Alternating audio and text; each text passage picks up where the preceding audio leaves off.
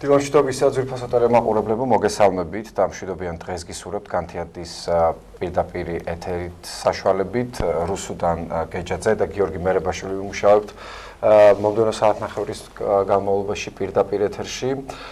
ვიდრე გადაცემის ანონსს გაგაცნობდეთ, მთელი საქართველოს შეძრა გუშინ დიდი ღომში მომხდარმა ტრაგიკულმა შემთხვევამ. ჩვენი ტელევიზია ბუნებრივია ეხმიანება ამ შემთხვევას და უსამძიმრებთ დაღუპულთა ოჯახის წევრებს და ახლობლებს, დაშავებულ ადამიანებს კი მალე გამოჯანმრთელებას უსურვებთ, როგორც იცით. 17 იანვარი გლოვის დღედ გამოცხადდა. ყველა ადმინისტრაციულ შენობასა და საქართველოში არსებულ ყველა ადმინისტრაციულ შენობასა და საზღვარგარეთ საქართველოს დიპლომატიურ წარმომადგენლობის შენობებზე სახელმწიფო დროშა დღეს დაეშვება. ტრადიციულად საეკლესიო კალენდარს შემოგთავაზებთ გადაცემის დასაწყისში და შემდეგ გაგაცნობთ იმ სტუმართა სიას, რომლებიც დღეს იქნებიან ჩვენი გადაცემის სტუმრები. დღეს საქართველოს სამოციქულო მართლმადიდებელი ავტოკეფალური ეკლესია აღნიშნავს 70 მოციქულის კრებას და ასევე მოიხსენიებს ღირს ევაგრეს შიომღვიმელის მოწაფეს, ასევე ღირს ელია დიაკონს იოანე ზედაზნელის მოწაფეს და ღირს თეოქტისტეს ჩვენ წმინდანების შემწეობასთან ფარულობას გისურვებთ. და შეგვიძლია რომ გადავიდეთ გადაცემის ანონსზე. თქვენთან შესახვედრად ემზადებოდა რამდენიმე წუთში უკვე სტუდიაში შემოგზანდება დეკანოზი არჩილ ხაჩიძე, რომელიც გახლავთ კუკიის წმინდანოს სახელობის ტაძრის მღვდელმსახური. ჩვენ მოწყალების შესახებ გვექნება მასთან ერთად საუბარი. რამდენიმე წუთში შემოგვერთდება ასევე ბატონი ლევან უროტაძე, სოფლის მეურნეობის სამინისტროს ერთ-ერთი პროგრამის ქართული ჩაის მენეჯერი. ჩვენ ჩაის პლანტაციების რეაბილიტაციის პროგრამის შესახებ ვისაუბრებთ. გამოიცა რიგით მეოთხე ახალი წიგნი სერიიდან გაკვეთილების შემდეგ საკითხავი, უფრო დაწვრილებით ამ გამოცემის შესახებ სტუდიაში სტუმრებთან ერთად ვისაუბრებთ. თქვენცა ჯობავე შემოგვიერთდება, რომელიც გახლავთ გამოცემლობა ინტელექტის საერთაშორისო პროექტების პროგრამის ხელმძღვანელი და თამარ გუგეშიძე, მწერალი, ქართული ენის პედაგოგი. და საქართველოს გოლფის ეროვნული ფედერაციის პრეზიდენტი ბატონი ბესარიონ თედიაშვილი იქნება ასევე ჩვენი დღევანდელი სტუმარი. თუ რა ხდება ქართულ გოლფში და რა წინსვლები აქვს მას, ამაზე უფრო ვრცლად სტუმართან ერთად ვისაუბრებთ. ვფიქრობთ, რომ სხვადასხვა საინტერესო თემაზე მოგვიწევს თქვენი ყურადღების შეჩერება, ასე რომ ალბათ გაქვთ იმის მიზეზი, რომ არ გადაართოთ სხვა არხზე, დარჩით ჩვენთან ერთად. რამდენიმე წუთში დეკანოზ არჩილ ხაჩიძესთან ერთად დავუბრუნდებით, ვფიქრობ საინტერესო თემაზე ვისაუბრებთ დროებით.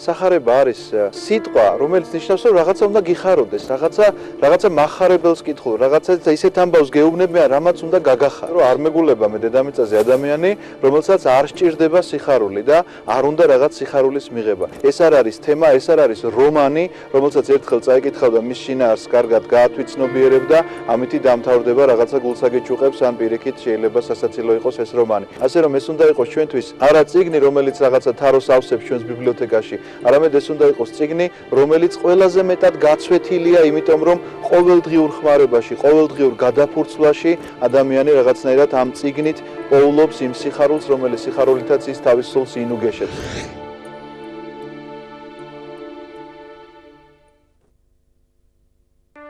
ერის ხასიათის, მისი სულიერი და ინტელექტუალური შესაძლებლობების შეცნობა, მის მიერ გავლილი ისტორიული გზის და სულიერი მემკვიდრეობის გააზრებით არის შესაძლებელი.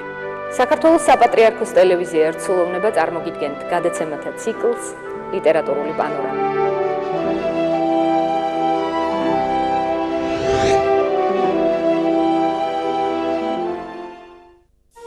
რა არის ქრისტიანობის მთავარი საყრდენი? მე მინდა შეგახსენოთ, რომ ოჯახი არის ფუძე კაცობრიობისა და ფუძე სახელმწიფოსი. ვინ არიან ჩვენი დროის მოწორები? რამ განაპირობა მათი არჩევა? რა კავშირია მეცნიერებასა და რელიგიას შორის? ამ და სხვა კვირის მნიშვნელოვანი მოვლენების შესახებ საპატრიარქოს ტელევიზია ერთსულოვნების ყოველკვირეულ პროექტში ქრონოგრაფი.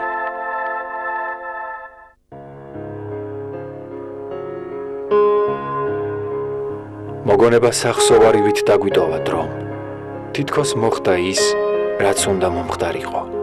ცხოვრება როგორც მხატვრული ტექსტი, რეალური პერსონაჟებით. ნინო ხოფერიას საავტორო პროგრამაში მემორია.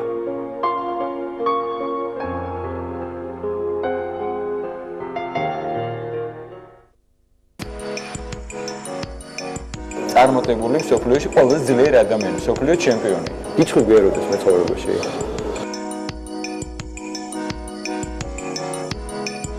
იმდენად მარტო ვარ სცენაზე. ეგეთი მაგალითს არ ვარ, რომ წმენა არ მქონდეს. ეკლესიური აუშეს შემორჩენილი მოძღვარი მარხულობ აი როგორ საუკუნეში. გადამაინც ის რო არ დაეხატა იმ შეფუთვაზე. ისე ვერ გაყიდი. იმაზე დიდი იდეა რომ სიყვარული უფრო ძლიერი ეძებნება არ არსებობს. ყველაფერი ოჯახიდან მოდის, ხო, ესეა და რაღაც თესვიდან მოდის და განსაკუთრებით ქართველებში ესეა. ყოველ კვირას 20 საათსა და 30 წუთზე სტუმარი ირჩევს შაქრით თუ უშაქროთ.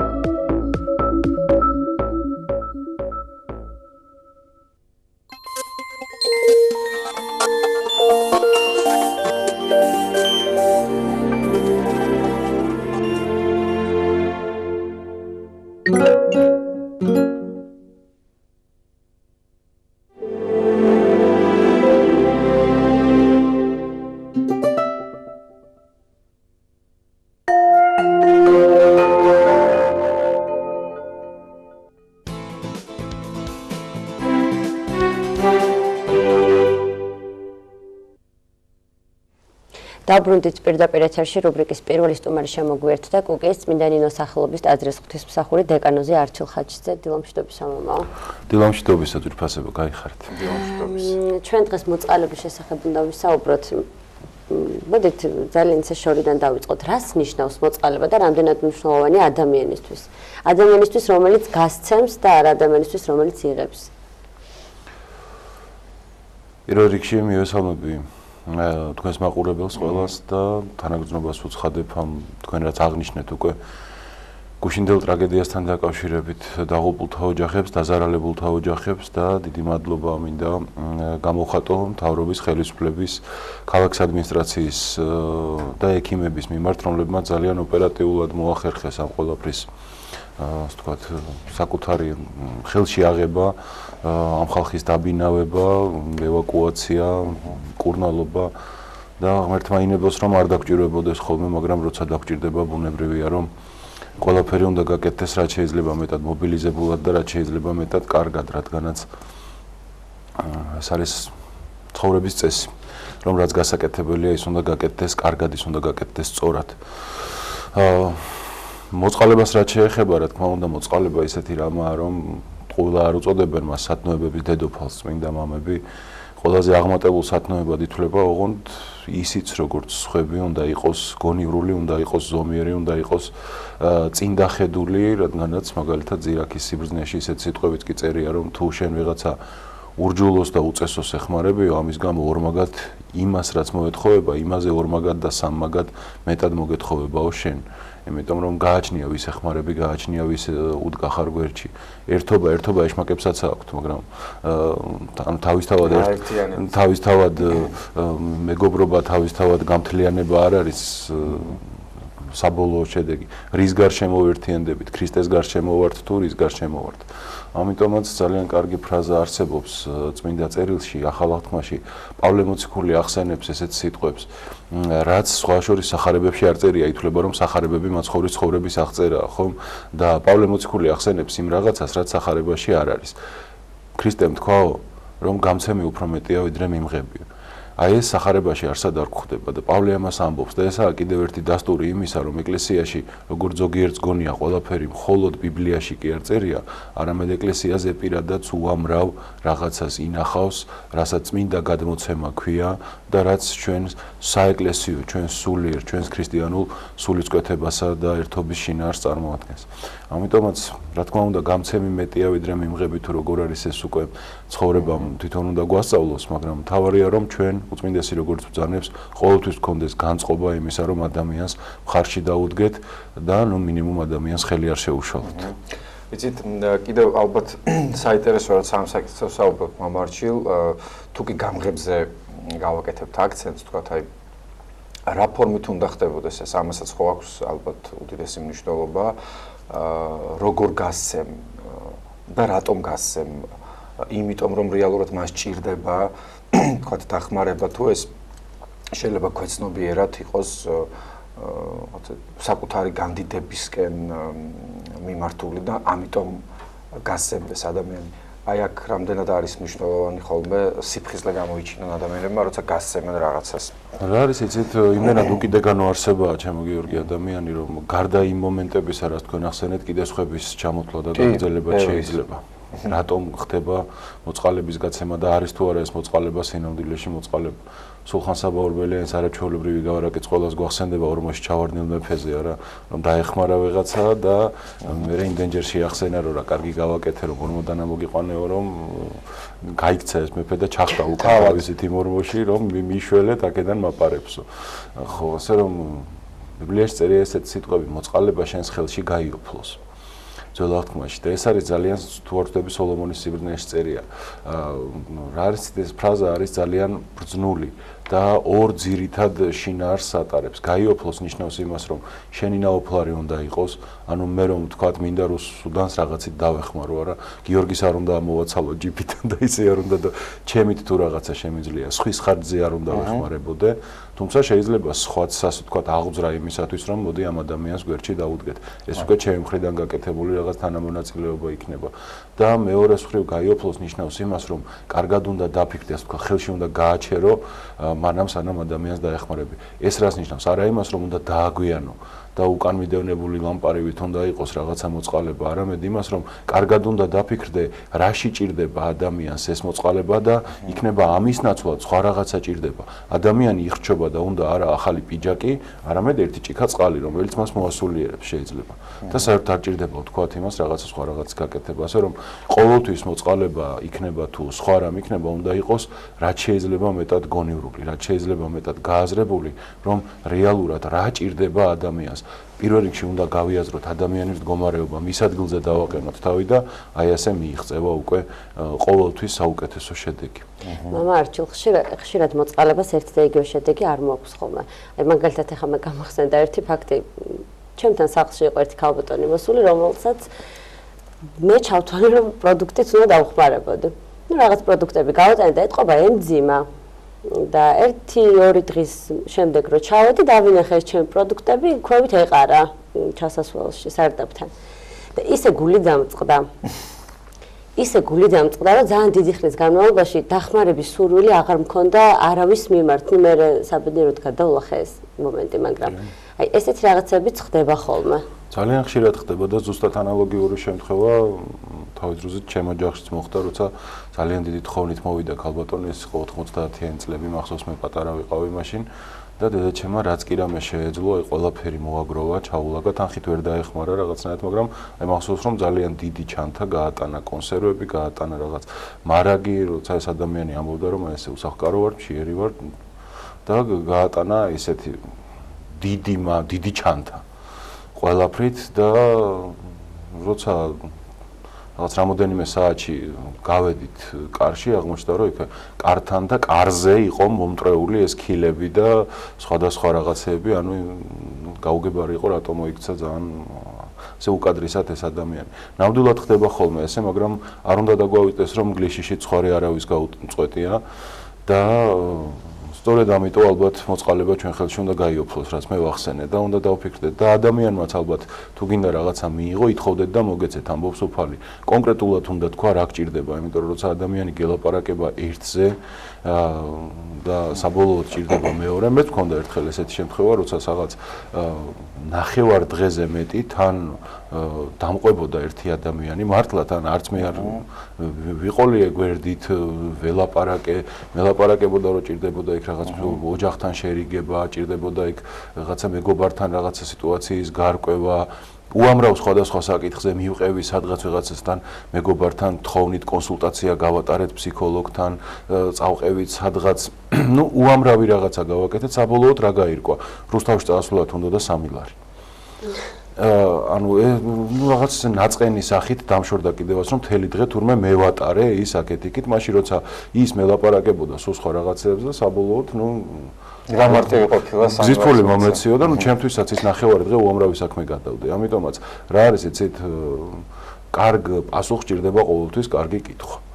ხო, კითხვიდან იწყება ყველაფერი, რა გინდა ადამიანო. ამიტომაც ყოველთვის ცოტა კონკრეტულები უნდა ვიყოთ და ხშირად იტყვიან ხოლმე რომ აი ვიღაცას ჩემი არ ესმის. რა არის იცით, რომ დაფიქრდეს ადამიანი და ბევრჯერ მიფიქრია და ბევრჯერ მithქვამს კიდევაც ვიღაცებისთვის, როგორც მოძღვარს, რომ აი შენ თუ გესმის შენი თავისა, ჩვენც გაგიგებთ, იმიტომ რომ აი რა გინდა ადამიანო. ხო არიან ადამიანები, რა უნდა თვითონ არ იცის. და სამწუხაროდ ეს ყველას გვემართება ხოლმე, ახლა ნუ ვიტყვით ისე რომ ჩვენ მთლიანად ისე ვართ იდეალურებია. ყველას გვემართება ცხოვრების რაღაცა მომენტში, უბრალოდ მთლიანი ტენდენცია, მთლიანი განწყობა როგორია, ესაა გასააზრებელი, ხო? თუ ჩამოყალიბდები ადამიანი რა გინდა, მე უკვე გასაგებია რომ რაღაც ჩვენც აი ეს გდომებია, მოდი აი ამითი მე შემიძლია გამოგადგე, ამითი მე შეგიძლია მხარში დაგიდგე და როცა აი თვითონ რაღაცა ის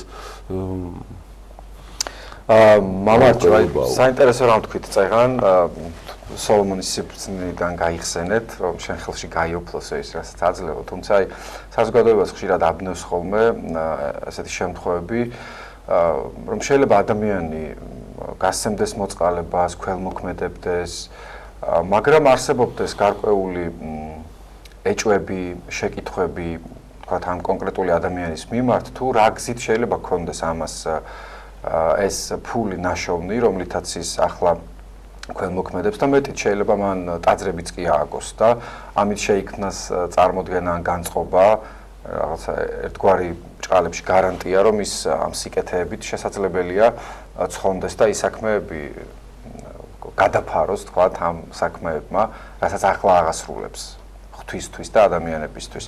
აი, აქ რამდენად მოტყუებულ მდგომარეობაში არიან ადამიანები. ვიმეორებ, რომ საზოგადოებაც ხშირად იბნევა ხოლმე, რომ აი ასეთი კაცის განაშენებული ეკლესია ცოტა გაუგებარი ამბავია ხოლმე. რა სიტყვით ამაზე? ნახო, ასეთ კაცზე ან ისეთ კაცზე არ ვიცი როგორ უნდა ვისაუბროთ, ჩემო გიორგი. ნუ პირობითად ვამბობ, უამრავი ადამიანი არის, უნდა განვაზოგადოთ, რაზეც ვსაუბრობთ. ერთი ვიცი რომ ჩვენ უფალს არ დაუდგენი ვართ სასოფლების დისპეჩერებად, ვინ ცხონდება და ვინ არა. ხო. თუმცა რა თქმა უნდა, უფალმა არ დაგვტოვა ჩვენ გაურკვევლობაში და მოგცა სწავლება, მოგცა რჯული, რომლის თანახმადაც ჩვენ ვიცით რა უნდა გავაკეთოთ იმისათვის, რომ შესაფერისნი, ღირსნი ვიყოთ იქ მოხვედრისა. და უფლის სიტყვებიც, რომელსაც შეკრავთ დედამიწაზე შეკრული იქნება ცაში, რა თქმა უნდა, კლასიკური და სწორი გაგებით ეხება, რა თქმა უნდა, სასულიერო იერარქიას, რომელსაც ცოდვათ ამიტევების უფლება აქვს სასულიერო პირებს, მღვდლებს, ეპისკოპოსებს, მაგრამ ამასთანავე ეხება ყველა ქრისტიანს, რა თვალსაზრისით, ანუ რასაც დამართებ შენ თავს აქ, ის გაგიგრძელდება იქვე. როგორადაც ამყოფებ შენ თავს, როგორც დაიმახინჯებ თუ როგორც დაიმშვენებ საკუთარ თავსა და ცხოვრებას, ისეთი იქნება იმ ქვეყნად. ამიტომაც ერთი ისეთ ცნობილი ანეკდოტისა არ იყოს, რომ ძალიან შეძლებული კაცი მოხვდა იქ სამოთხეში და საიქიოში და ეუბნებიან, რომ თქვენ ჯოჯოხეთში უნდა მოხდეთო და ეს იძახის რომ მე ქველმოქმედებებს ვაკეთებდიო, ტაძრებს ვაშენებდიო. არა, ამისთან ხასო დაგიბრუნებთო, მაგრამ თქვენ ჯოჯოხეთში. ხო, ანუ რა არის ეს მაპატიოს ყველამ და პირველ რიგში რა თქმა უნდა თქვენ და მაყურებელმა რომელსაც ხუმრობით საუბრობ ესეთ უსერიოზულეს და უნიშნულოვანეს საკითხზე, იმიტომ რომ ესაა რეალურად მთელი ადამიანის ცხოვრება და საზომი ყველაფრისა, რა როგორ კეთდება, მაგრამ ჩვენ უნდა ვიცოდეთ რომ თავარი ეს არის ადამიანი და ხელით აუგებელი ტაძრისათვის გაეკლა ქრისტე ჯვარზე და ადამიანის ღირსება, ადამიანის პატიოსნება არის ყველაზე უფრო დიდი ფასეულობა, რაც შეიძლება ღვთის წინაშე არსებობდეს. და ეს თავარი საზრუნავიც არის ზუსტად ის, რომ ჩვენ ხელი უნდა შევუწყოთ ადამიანების სიმშვიდეს, ადამიანების ნიჭის გამოვლინებას და იმას რომ მათ რაც შეიძლება მეტი კარგი საქმის გაკეთება შეძლონ და მადლიერება. ქრისტიანობაში მთავარი სათნოება არის მადლიერება.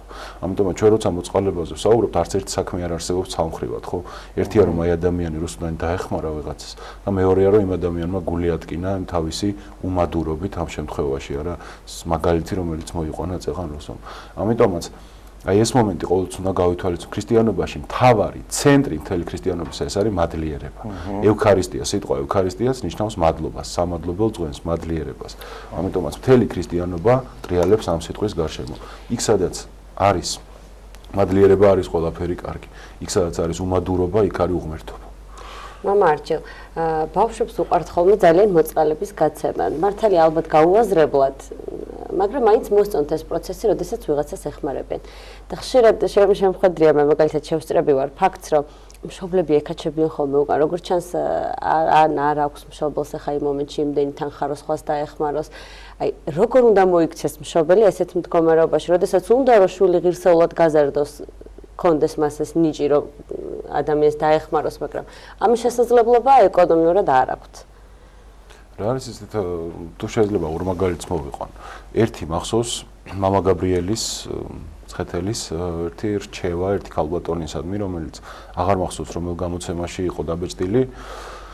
სადაც ეს ქალბატონი ამბობდა, რომ აი მე რაღაცნაირად ვიღაცა მათხოვარს დავეხმარე, მაგრამ ამის გამო შემექმნა ის პრობლემა, რომ გზის ფული მქონდა, უკანასკნელი გზის ფული მივეცია მათხოვარს, მომიწია 2 თუ 3 გაჩერების ფეხით გავლამ, დავაგვიანე სახლში, დავაგვიანე მოსწავლესთან, პედაგოგი იყო როგორც ჩანს ეს ქალბატონი. რამდენი პრობლემა შექმნია? და მოსწავლე დამრჩა ძალიან ნაწყენი, იმიტომ რომ იქ გაკვეთილი, ასე ვთქვათ, გაკვეთილის დრო მოვაკელი და ასე შემდეგ და მამა გაბრიელის პასუხი იყო, როგორც მახსოვს ესეთი, რომ ცნებები ყველას ეხება თავისი დატევნისა მებრ. ანუ უკანასკნელი გაეცი, ეს არის სამონაზვნო დასის, ასე ვთქვათ, მოვალეობა, რომელმაც ყველაფერზე უარი თქვა ამ სოფლიურზე და თავად ეს სამონაზვნო სამოსის სახელი ის ჯვალოს, ანუ იმას უკავშირდება, რასაც ასე ვთქვათ, დანარჩენები არ იყენებენ. და ის რასაც ყველაზე უფრო უკანასკნელს, ასე ვთქვათ, ირგუნებს ადამიანი თავისათვის. ხოლო ვიღაცას, ვისაც აგერ მოსწავლესთანა გაქვს მოვალეობა, რომ ბავშვს არ დაუგვიანო, რომელიც შეიძლება შენზე უფრო შორიდან მოვიდა და იმასაც შეიძლება უკანასკნელი გზის ფული გამოატანა თავის მომშობელმა, რომ მასწავლებელთან მისულიყო, რა თქმა უნდა, ჩვენ პირველ რიგში პირნათელნი უნდა ვიყოთ საკუთარი მოვალეობის წინაშე. და არსებობს ესეთი განმარტებად სიტყვა გმირობისა ბრიტანიკაში ამ ცნობილ ენციკლოპედიაში, რომ რა არის გმირობა. გმირობა არის საკუთარი მოვალეობის პირნათლად შესრულება. ხო, ამიტომაც ყველამ თავის საკეთებელს პირველ რიგში უნდა მიხედოს, ეს არის ქრისტიანული ცხოვრების წესი, მოდი ესე ვთქვათ. მაგრამ ჩვენივე საკეთებელია ისიც, რომ მივხედოთ გაჭირვებულს და ხალხი არ ვიქნებით. ჩვენ თუ მოხუცს, ინვალიდს, მრავალშვილიანს, მარტოხელას, ობოლს, ქვრივს და ეს შემდეგ არ დავეხმარებით. ჩვენ თვითონ ეს შეიძლება იმაზე მეტად ვიდრე მათ ჭირდებათ, ჩვენ გვჭირდებოდეს, რომ ადამიანის სახე არ დავკარგოთ და შევინარჩუნოთ. და თუ გრჩება ამის დრო ერთ მაგალითს მოვიყვან, რომელიც თავის დროზე სადღაც წავიკითხე, აღარ მახსოვს და ძალიან მომეწონა. შეიძლება გამოგონილია, მაგრამ კარგია. გვაინტერესებს. ერთ-ერთ მე მგონი იტალიაში მოხდა, ევროპულ ერთ-ერთ ქვეყანაში, იყო ერთ-ერთი ქართველი მივლინებით და თქვა ესეთი რაღაცა, რომ ჩემი სასტუმროს წინ იყო ესეთი ღია კაფე, გარეთ რომ მაგიდებით გას ხოლმე და ბარიც მოჩანს. და დილით, როცა მე უკვე დილით მუშაობდი და აივანზე ვიჯექი, ხედავდი რომ მოდიოდა ხალხი და ნუ თავის ყავას რომ დალევდნენ, ტოვებდნენ ზედმეტ თანხას და ამბობდნენ რომ დაიმახსოვრე. დაიმახსოვრე, ეს ბარმენი რაღაცას იწერდა. და ვერ გავიგე რა იყო ეს დაიმახსოვრე და შუადღის მერე დაიწყო ესეთი გამომეტყველების ხალხმა მოსვლა უსახკაროებმა რაღაც ჩამოძონძილმა ხალხმა და მორიდებით და ესე კარიდან მოკითხვა დამახსოვრებული ყავა ხომ არა გაქვთ და კი არის 2 არის 3 არის ანუ რაღაცა ტრადიცია შექმნა ერთმა პატარა კუთხემ ერთმა პატარა კაფემ რომლითაც მათ შეძლეს რომ უკვე ეს ნდობა მოეპოვებინათ არა მარტო ამ ხალხისა ვინც იქ ზედმეტ თანხას ტოვებდა არამედ იმ ხალხისაც ვინც მივიდოდა და ნამდვილად მათ კარიდან არ გააძევებდნენ და მათ მიაწვდიდნენ ასე ვთქვათ იმ ცხელ სასმელს რომლითაც სხვა სეზონზე თუ სხვადასხვა დროს შეძლებდნენ რომ დაპურებულიყვნენ ამიტომაც აი არსებობს ეს ურთიერთნდობა და ურთიერთშეთანხმება რომლის გარეშე ცხოვრება ძალიან მახინჯდება ჩვენ ევროპელების გარეთ შეგვიძლია კარგი მაგალითი საერთოდ რომ გონია რომ ყველაფერი საუკეთესო ჩვენ ვიცით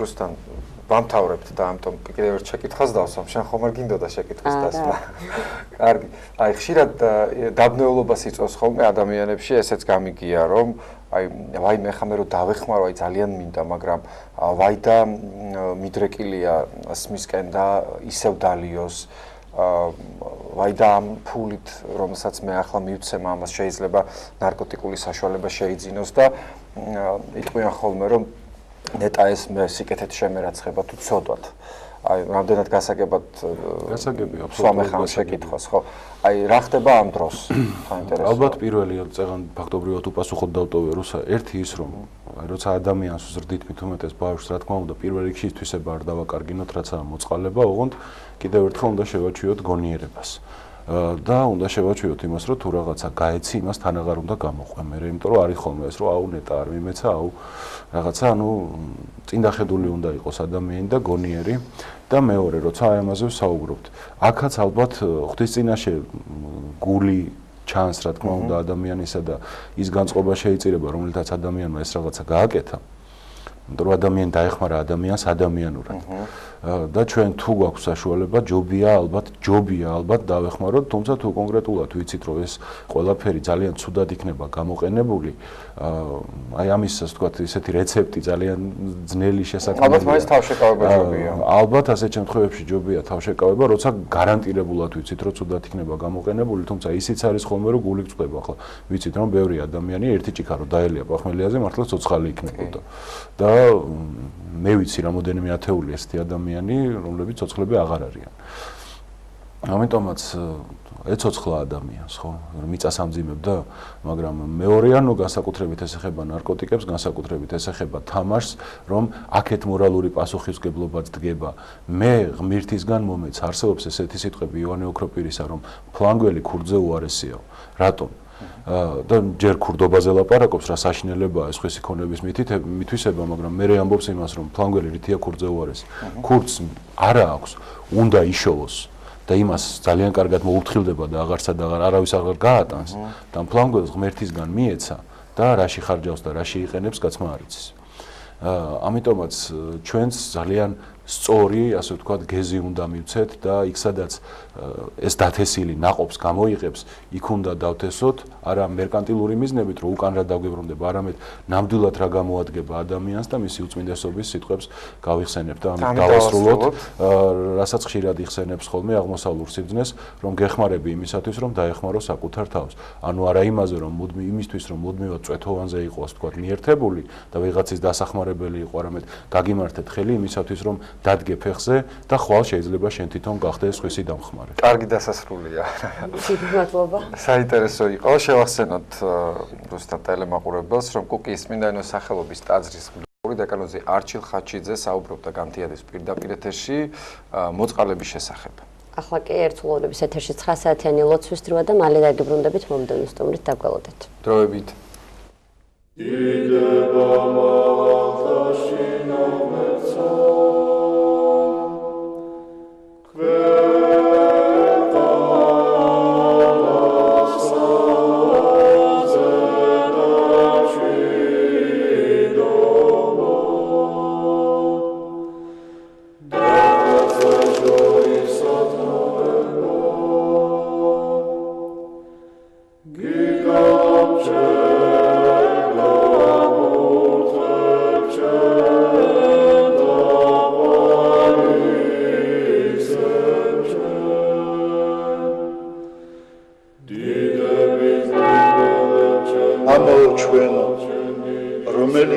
ცათა შინა წმინდა იყავ სახელი შენი მოვედინ სუფევა შენი იყავ ნება შენი ვითარცა ცათა შინა ეგრეცა ქვეყანასა ზედა პური ჩვენი არსობისა მომეც ჩვენ დღეს და მომიტევენ ჩვენ თანანადებნი ჩვენი ვითარცა ჩვენ მიუტევებთ თანამდებთა მათ ჩვენთა და ნუ შემიყანებ ჩვენ განსაცდელსა არამედ მიხსნენ ჩვენ ბოროტისაგან რამე თუ შენი არს სუფევა ძალი და დიდება მამისა დაძისა და წმინდისა სულისა აცდა მარადის და უკუნითი უკუნისამდე ამინ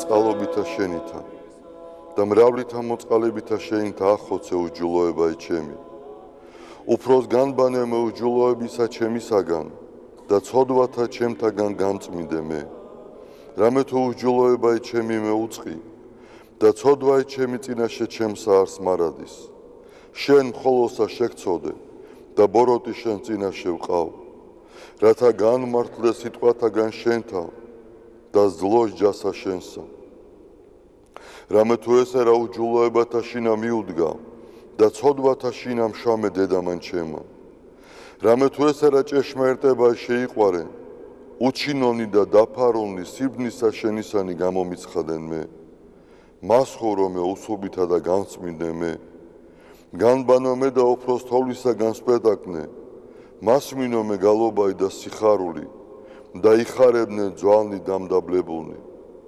გარე მიაქციე პირი შენი ცოდვათა ჩემთაგან და ყოველი უჯულოებაი ჩემნი ახოცე გული წმინდა დაბადე ჩემთანა ღმერთო და სული წრფელი განმიახლე გვამსა ჩემსა ნუ განმაგდებ მე პირისა შენისაგან და სულსა წმინდასა შენსა ნუ მიმიღებ ჩემგან მომეც მე სიხარული მაცხოვარებისა შენისა და სულითა მთავრობისა და დამამტკიცე მე ვასწავლე უჯულოთა გზანი შენი და უღმრთონი შენ და მოიქცენ მიხსენ მე სიცხთაგან ღმერთო ცხოვრებისა ჩემისაო იხარებდეს ენა ჩემი სიმართლესა შენსა უფალო ბაგენი ჩემნი აღახვენ და პირი ჩემი უთხრობდეს ქებულებასა შენსა რამე თუ უკეთუმცა გენება მსხვერპლი შემცა მეწირა არამედ საკვერთხი არ აქთნდეს მსხვერპლი ღმრთისა არს სული შემოსრული გული შემოსრული და დამდაბლებული ღმერთმან არა შეურაცხყოს კეთილი უყვა უფალო ნებითა შენითა სიონსა და აღეშენენ ზღუდენი იერუსალიმისანი მაშინ გთნდეს მსხვერპლი სიმართლისა შესაწირავი და ყოვლად დასაწველი მაშინ შესწირნენ საკურთხეველსა შენსა ზედა ზვარაკნი დიდება მამასა და ძესა და წმინდასა სულსა აწდა მარადის და უკუნითი უკუნისამდე ამინ ალილუია ალილუია ალილუია დიდება შენ და ღმერთო ალილუია ალილუია ალილუია დიდება შენ და ღმერთო ალილუია ალილუია ალილუია დიდება შენ და ღმერთო ჩვენო დიდება შენ და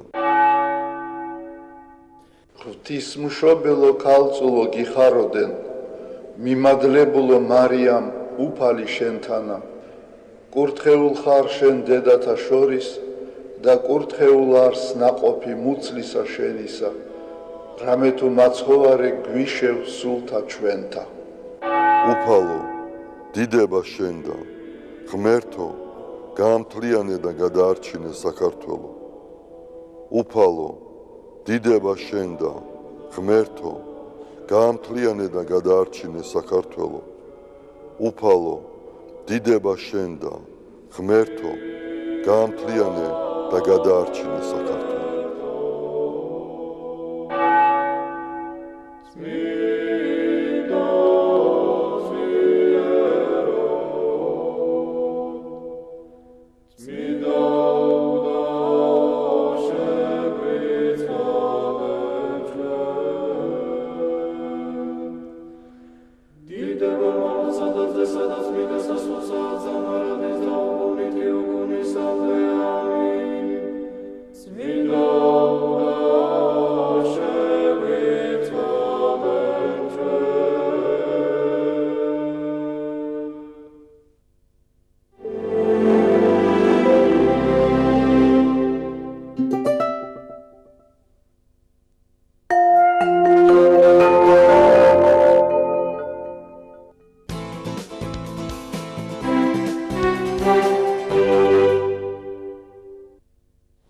დავბრუნდით პირდაპირ ეთერში, ვიდრე მომდევნო სტუმრებს წარმოგიდგენდეთ, შეგახსენებთ, რომ დღეს საღამოს რვის ნახევარზე ერთსულოვნების ეთერში გადის გადაცემა პასუხობს მოძღვარი, თუ რა თემაზე იქნება დღეს გულგამ გალობლიშვილის მოძღვართან საუბარი, ამას თავად გვეტყვის. დილამშვიდობისა გულგა. მოგესალმებით. დღეს 17 იანვარს ხუთშაბათ საღამოს რვის ნახევარზე საპატრიარქოს ტელევიზია ერთსულოვნების პირდაპირ ეთერში იქნება გადაცემა პასუხობს მოძღვარი, რომლის სტუმარიც იქნება ვაკის წმინდა ანდრია პირველწოდებულის სახელობის ტაძრის მღვდელმსახური დეკანოზის საბა ჭიკაიძე, ხოლო საუბრის თემა იქნება ნათლისღების შესახებ. თქვენ შეგიძლიათ დაგვირეკოთ ნომერზე 2301515 და აგრეთვე საპატრიარქოს ტელევიზია ერთსულოვნების ოფიციალურ Facebook გვერდზე ლაივ რეჟიმში მოგწეროთ თქვენთვის სასურველი და საინტერესო კითხვები. დიდი მადლობა გუგას. გუგას და მის სტუმარს. ვიდრე სტუმრებთან გადავიდეთ, შენ მინდა კითხვა, რამდენად გიყვარდა ხოლმე გაკვეთილების შემდეგ საკითხავი წიგნების კითხვა? იცი რა, გაკვეთილების შემდეგ გარკვეულ ასაკში მიყვარდა და გარკვეულ ასაკში არა, გააჩნია წიგნის პრინციპში. ხო და აი სწორად დღეს რა წიგნზეც უნდა ვისაუბროთ, სავარაუდოდ ის, რომ ჩემ დროს გამოსულიყო ახალწილებლად წავიკითხავდი. კეთილი, გადავიდეთ ჩვენ სტუმრებთან. შემოგვიერთდა გვანცა ჯობავა, რომელიც გახლავთ გამომცემლობა ინტელექტის საერთაშორისო პროგრამების ხელმძღვანელი. და თამარ გეგეშიძე, მწერალი, ქართული ენის პედაგოგი. როგორც ვიცით, გამოიცა რიგით მეორე ახალი წიგნი სერიიდან გაკვეთილების შემდეგ საკითხავი. სული ჩიტი, ასე ქვია თქვენს წიგნს. მოდით გითხარით, რას ეხება თქვენი რომანი და დაახლოებით რა ასაკზეა გათვლილი? ახლა მოგესალმებით, უპირველეს ყოვლისა დიდი მადლობა მოწვევისთვის. წიგნი ძალიან ცოტა ხნის წინ დაიბეჭდა, ამიტომ ძალიან მოხარული ვართ, როცა მის შესახებ საუბრის საშუალება გვეძლევა. რაც შეეხება წიგნს, წიგნის დაწერის იდეა გაჩნდა მას შემდეგ, რაც სკოლაში დავიწყე მუშაობა. ეს იყო რამდენიმე წლის წინ.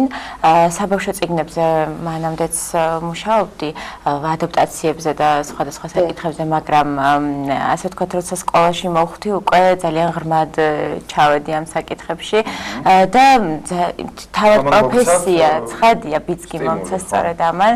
თავად პროფესია არის იმდენად მრავალფეროვანი მასწავლებლობა სკოლისხმობ ამ შემთხვევაში, რომ უნებურად ნებითუნებლიეთ ხდები რაღაც გარკვეული პროცესების თვითმხილველი და თანამონაწილე და მე შემდეგ უკვე გიჩნდება სურვილი, რომ სხვებსაც გაუზიარო შენი გამოცდილება. ანუ თქვენი მთავარი გმირი ლუკა არის რეალური პერსონაჟი? არა, მე ვერ ვიტყოდი, რომ ეს ამ წიგნის პერსონაჟებს ასეთ ცოცხალი პროტოტიპები ჰყავს, თუმცა ყველაფერი რეალობიდან არის აღებული, ხო?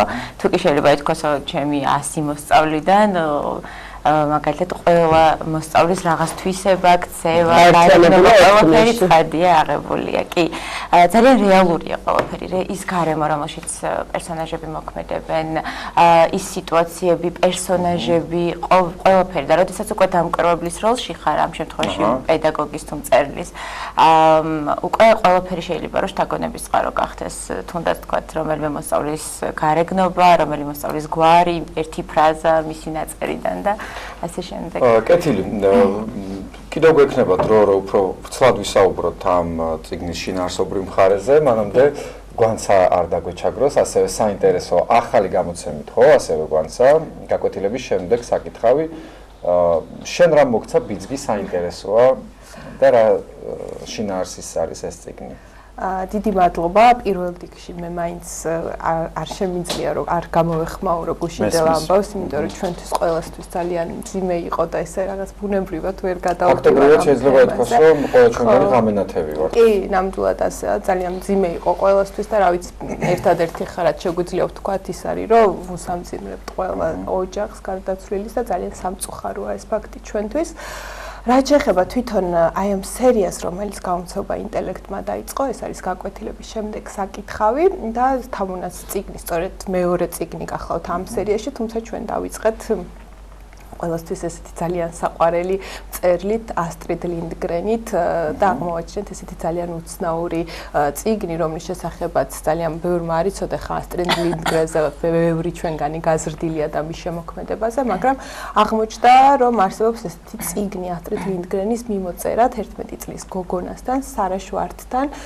ძალიან ცნობილი ამბავი იყო, რომ ასტრიდს ძალიან ბევრი ბავშვი წერდა და ის ერთგვარად ახერხებდა იმას, რომ ბევრისთვის პასუხი გაეცა, მაგრამ ეს იყო ერთგვარად ფორმალური პასუხები, თუმცა სარა შვარტის შემთხვევაში ეს ძალიან განსაკუთრებული შემთხვევა იყო, ის შევიდა ერთგვარ მიმოწერაში ამ გოგონასთან, არ ვიცი, რაღაც განსაკუთრებული ალბათ და მისთვის საინტერესო აღმოაჩინა და 11 წლის გოგონასთან წლების განმავლობაში ჰქონდა მიმოწერა და რატომ იყო ეს საინტერესო? საინტერესოა ეს მიმოწერა იქიდან გამომდინარე და ეს წიგნი ზოგადად, რომ აი სწორედ ერთგვარი მასტერკლასიც კი არის უფროსებისთვის, მშობლებისთვის, მასწავლებლებისთვის, როგორ უნდა მივუდგეთ ბავშვებს და როგორ არ უნდა გავაღიზიანოთ ზედმეტი რჩევა დარიგებებით, როგორ უნდა ვუფრთხილდებოდეთ მათ ფსიქიკას და ის რეალობა ვთქვათ, აი რაც გვინდა რომ ერთგვარად ვიყოთ მათი დამრიგებლებიც, ხო? ძალიან ფრთხილად და ფაქიზად როგორ შეიძლება მივაწოდოთ, იმიტომ რომ ამ ასაკის ბავშვის ბუნება ცხადი არის ძალიან რთული და ესეთი კომპლექსური, ასე ვთქვათ. ზოგადად ჩვენ ეს სერია, იმიტომ დავიწყეთ, რომ დღევანდელ გარემოში მიგვაჩნია, რომ ძალიან ბევრი პრობლემა არსებობს, რა თქმა უნდა, სკოლის ასაკის ბავშვებთან დაკავშირებული ბევრი აქტუალური პრობლემა წარმოიშვა და ვფიქრობდით და ზოგადად ჩვენ გავუმცემლობ, ვფიქრობთ, რომ აი ესეთ აქტუალურ და საჭირო პრობლემურ საკითხებს ხშირად უნდა ვეხმიანებოდეთ და ლიტერატურა სწორედაც აქვს ძალიან დიდი ძალა იმის, რომ გავლენა მოახდინოს საზოგადოებაზე, რა თქმა უნდა. ჩვენ დაგვაუწყდა განც აღვნიშნა, რომ პროექტის ავტორი კი ბატონო, პროექტის ავტორი ნამდვილად და ეს სწორედ აი როგორც მოგახსენეთ, ეს იყო ჩვენი სურვილი, რომ აი ამ სერიის ფარგლებში მომავალშიც გამოიცემა ზუსტად ისეთი წიგნები, რომელიც იქნება საინტერესო, ასე ვთქვათ, თინეიჯერული ასაკის ბავშვებისთვის, თუმცა ასევე მათი მასწავლებლებისთვის და მშობლებისთვის, იმიტომ რომ ეს ლიტერატურა და ეს წიგნები მათ დაეხმარებათ იმაში, რომ უკეთ გაუგონ თავიანთ მოსწავლეებს და უკეთ გაიგონ ის ასაკობრივი პრობლემები და სირთულეები, რომელიც ამ ბავშვებს აქვთ.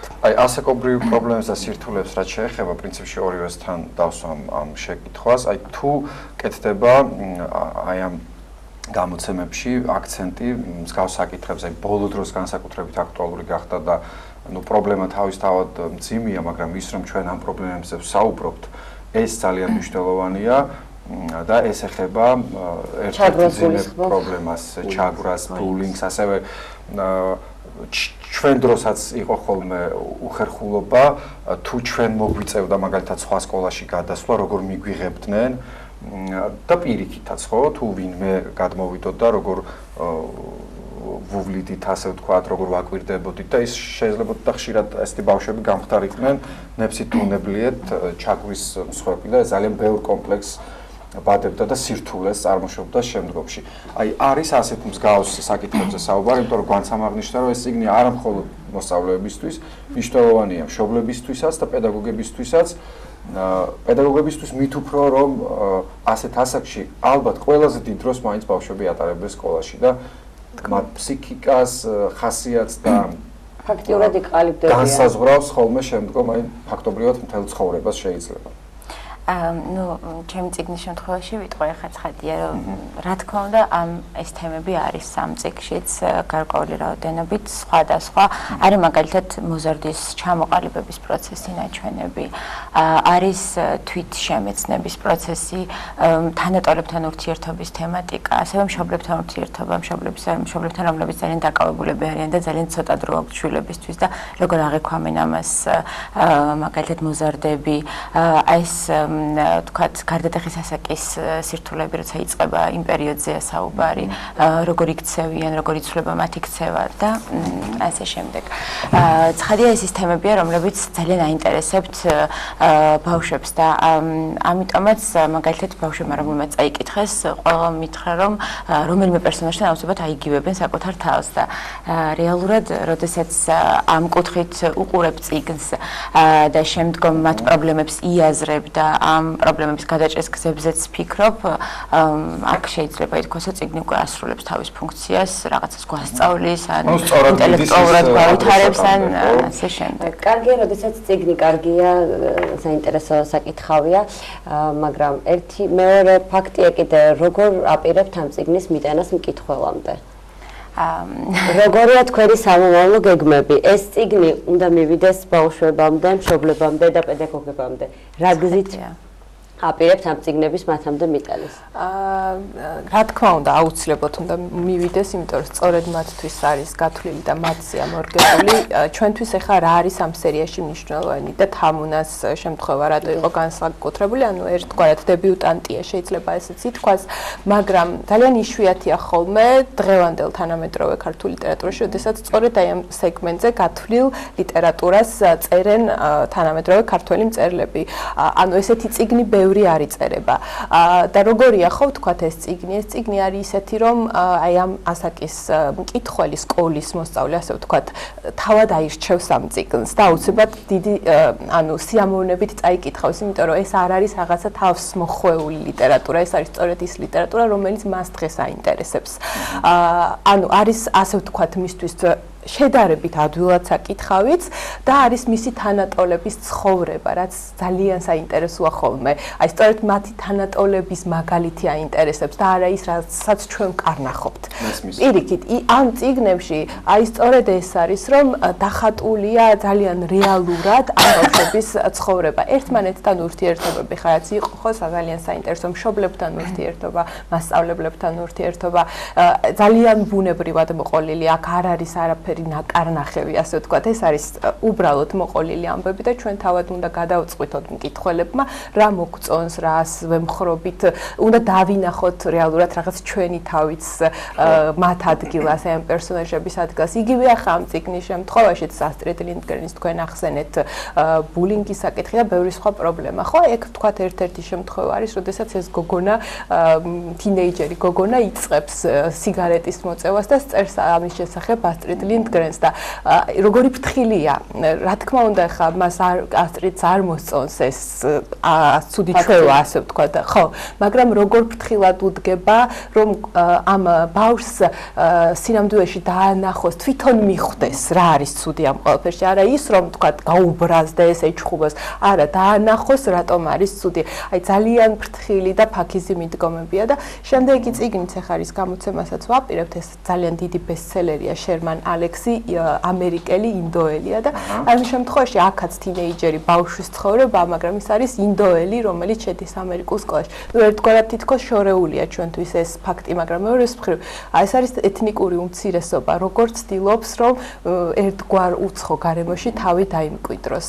აი ამ ბავშვის ფსიქოლოგია, როცა ამიტომ ძალიან ესეთი ამ წიგნების წაკითხვის შემდეგ ბევრ რამეს ცოტა სხვა კუთხით დავინახავთ, უფრო მეტად გავუგებთ ამ ადამიანებს და უფრო მეტად დავინახავთ, სად არის ჩვენი შეცდომები. კეთილი სერია გრძელდება ამ წიგნების საკითხვა.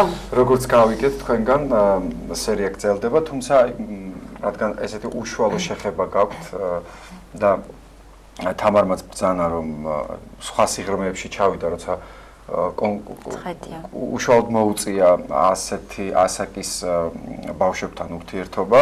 აი ამბობენ ხოლმე, რომ ჩვენ თანამედროვე სამყაროში ციფრული ტექნოლოგიების ეპოქაში ვცხოვრობთ და ფაქტობრივად დაბადებისთანავე ისინი იმდენად ორგანულად ერგებიან აი ამ ტექნიკურ საშუალებებს, რომ ხშირად ამბობენ ხოლმე, რომ ერთ-ერთი მიზეზი იმისაა, რომ თანამედროვე ადამიანი და მათ შორის ბავშვი დაშორდა წიგნს არის სწორედ ეს.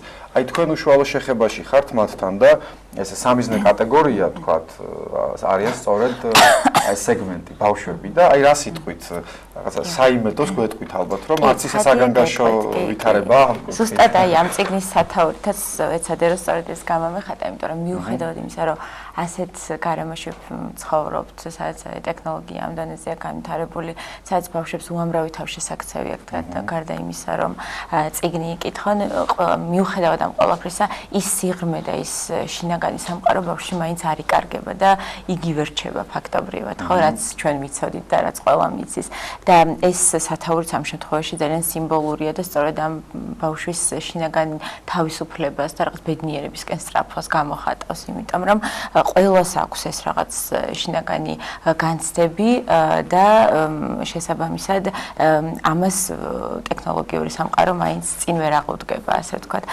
წიგნების კითხვას რაც შეეხება ისე ვისია როგორც ჩვენ დროს იყო და როგორც ყოველთვის იყო არის დაინტერესებული კატეგორია არის ნაკლებად მოტივირებული კატეგორია თუმცა მე ნამდვილად ვერ ვიტყვი რომ ბავშვებს არ აინტერესებთ კითხვა იმიტომ რომ თუ კი მათთვის საინტერესო მასალას მიაწვდი და მისცემ იმას რაც მათ უნდათ სჭირდებათ მოსწონთ მე მაგალითად ესეთი საგანიც მაქვს სოფლიო ლიტერატურა სადაც სოფლიო კლასიკას და არა მხოლოდ თანამედროვე ნაწარმოებებსაც ვეცნობით და რაც მათ აინტერესებს იმას ყოველთვის ძალიან კარგად კითხულობ იმის ვიტავებთ რომ ეს წიგნებიც სწორედ მათთვის საინტერესო იქნება და ის თემები იქნება რომლებიც მათ ჩაითრევს კეთილი თუ რამის დამატება უკაცრავად გსურთ შეგიძლიათ დაამატოთ თუ არა და დაგემშვიდობებით ფიქრობთ რომ მეტნაკლებად ამოწურავად ვისაუბრეთ ამ გამოცემების შესახებ და კარგია ის რომ სერია გრძელდება ანუ კიდევ იგეგმება არაერთი საინტერესო რა პერიოდულობით გამოდის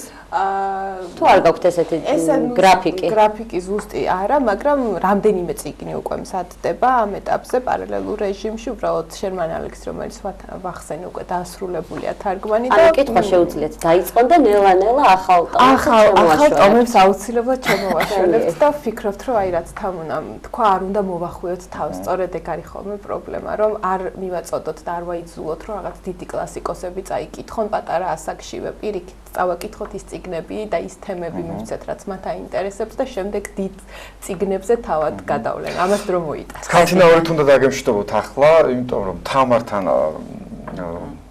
განსაკუთრებული პატივისცემა უნდა გამოხატოთ, იმიტომ რომ ის ახალგაზრდა პედაგოგია და მე ვფიქრობ ბევრისთვის სამაგალითო პედაგოგი, იმიტომ რომ გვისაუბრია ხოლმე ხშირად ჩვენ სპეციალისტებთან რომ სამწუხაროდ ჯერჯერობით ჩვენს ქვეყანაში მაინც ვერ გახდა ბევრი ფაქტორის გამო ეს პროფესია პოპულარული ახალგაზრდებისთვის თუმცა ვიმეორებთ თამარი არის ამის მაგალითი და არაერთი მაგალითია მინდა არაერთი მაგალითი საბედნიეროდ და თქვენ გვანცა იმიტომ რომ ახალგაზრდები ზრუნავთ ასეთ ფაქის სულებზე როგორებიც აქვთ ბავშვებს და ფიქრობთ რომ მიაწოდოთ ისეთი ლიტერატურა რომელიც მათ განვითარებას და გაკეთილშობილებას შეუწყობს ხელს. წარმატებებს გისურვებ. მადლობა თქვენ.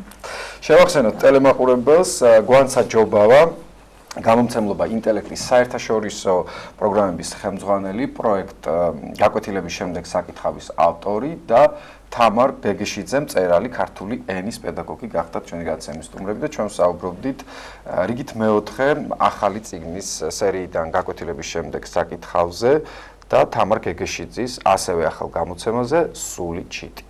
და საქართველოს იუსტიციის სამინისტროს ეროვნულმა არქივმა ქართულ ხელნაწერთა აღწერილობის მეორე ტომი გამოსცა, სადაც შესულია მე-10-20 საუკუნეების უძველესი ხელნაწერები. ამასთან დაკავშირებით სიუჟეტი მოამზადა ჩვენმა ჟურნალისტმა ნათია შუბითიძემ. ჩვენ ერთად შეგვიძლიათ ვნახოთ მის მიერ მომზადებული სიუჟეტი. საქართველოს იუსტიციის სამინისტროს ეროვნულმა არქივმა ქართულ ხელნაწერთა აღწერილობის მეორე ტომი გამოსცა. ახალი სტანდარტებით შედგენილი აღწერილობა ეროვნულ არქივში დაცულ ხელნაწერებზე ვრცელ და საინტერესო ინფორმაციას გვაწვდის. ეროვნულ არქივში ბოლო რამდენიმე წელია მიმდინარეობს სარჩელებრივი პროექტი, სახელწოდებით ქართულ ხელნაწერთა აღწერილობა, ეროვნულ არქივში დაცულ ხელნაწერების აღწერილობაზეა საუბარი. აქ არის დაახლოებით 1000-მდე ხელნაწერი.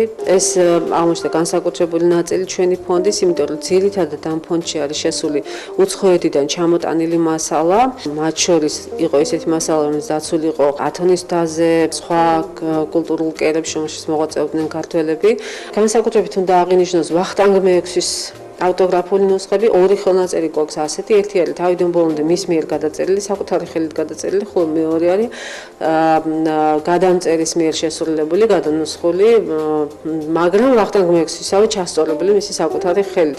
პირველი შემთხვევა იყო საერთაშორის, როდესაც ხელნაწერში მინიატյուრის სახით იყო შემორჩენილი დავით აღმაშენებლის გამოსახულება, თამარ მეფისაც ამავე ხელნაწერში, კიდევ ერთხელ მეორე ხელნაწერებში, პირველი შემთხვევა იყო ასეთი და ანტონ კათალიკოსის მისავე სიცოცხლეში შესრულებული მინიატიურა, რომელიც ასე უცნობი იყო და ჩვენმა თანამშრომლმა აღმოაჩინა ამაზე მუშაობისას. ეროვნული არქივი ინახავს ქართულ ხელნაწერთა ერთ-ერთ უმდიდრეს ფონდს, რომელშიც 1000-მდე ხელნაწერია გაერთიანებული. პროექტზე მუშაობისას არაერთი მნიშვნელოვანი სიახლე გამოვლინდა, მათ შორის ხელნაწერების გაფორმების, დამწერებისა თუ გადამწერების შესახებ. აღნიშნული წიგნის მეორე ტომში შესულია მე-10-მე-20 საუკუნით დათარიღებული ხელნაწერები. ქრონოლოგიურად ამ ტომში არის შესული მე-10-მე-20 საუკუნის ხელნაწერები. მათ შორის გარდა იმისა, რომ თქვათ ასომთავრულად არის, როგორც მოგახსენეთ, აღმანდიდის სახარება თავიდან ბოლომდე ასომთავრულად გადაწერილი, ნუსხურით ნაწერია საკმაოდ დადარეული ხელნაწერები. მნიშვნელოვანია ის ნაწილი, რომელიც იუნესკოს მსოფლიო მეხსიერების რეესტრში შევიდა, მათ შორის გახლავთ ამბანდიდის სახარება.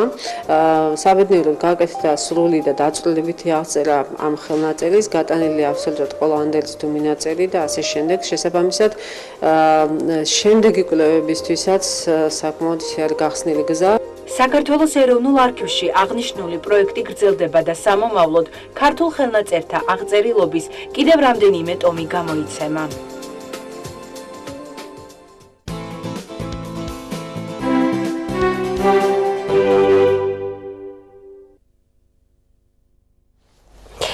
დაბრუნდით პირდაპირ ეთერში მომდევნო სტუმარი შემოგვერთდა ბატონი ლევან უროტაძე, სოფლის მეურნეობის სამინისტროს ერთ-ერთი პროგრამის ქართული ჩაი მენეჯერი.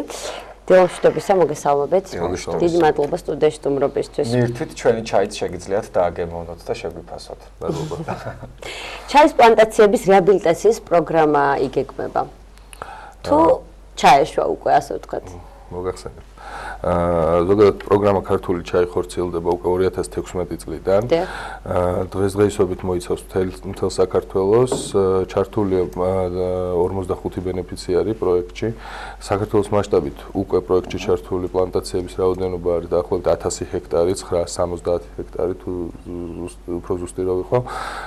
და ხორციელდება ამ პლანტაციების რეაბილიტაცია. ანუ პროექტი მოიცავს იმ პლანტაციების, რომელიც საქართველოში იყო გაშენებული, მათ რეაბილიტაციას, გაწმენდას, გასხლას, ნიადაგის დამუშავებას და ასე ვთქვათ, მსხმოიარე მდგომარეობაში მოყვანას. დაინტერესება როგორი იყო, როდესაც ეს პროექტი გამოცხადეთ?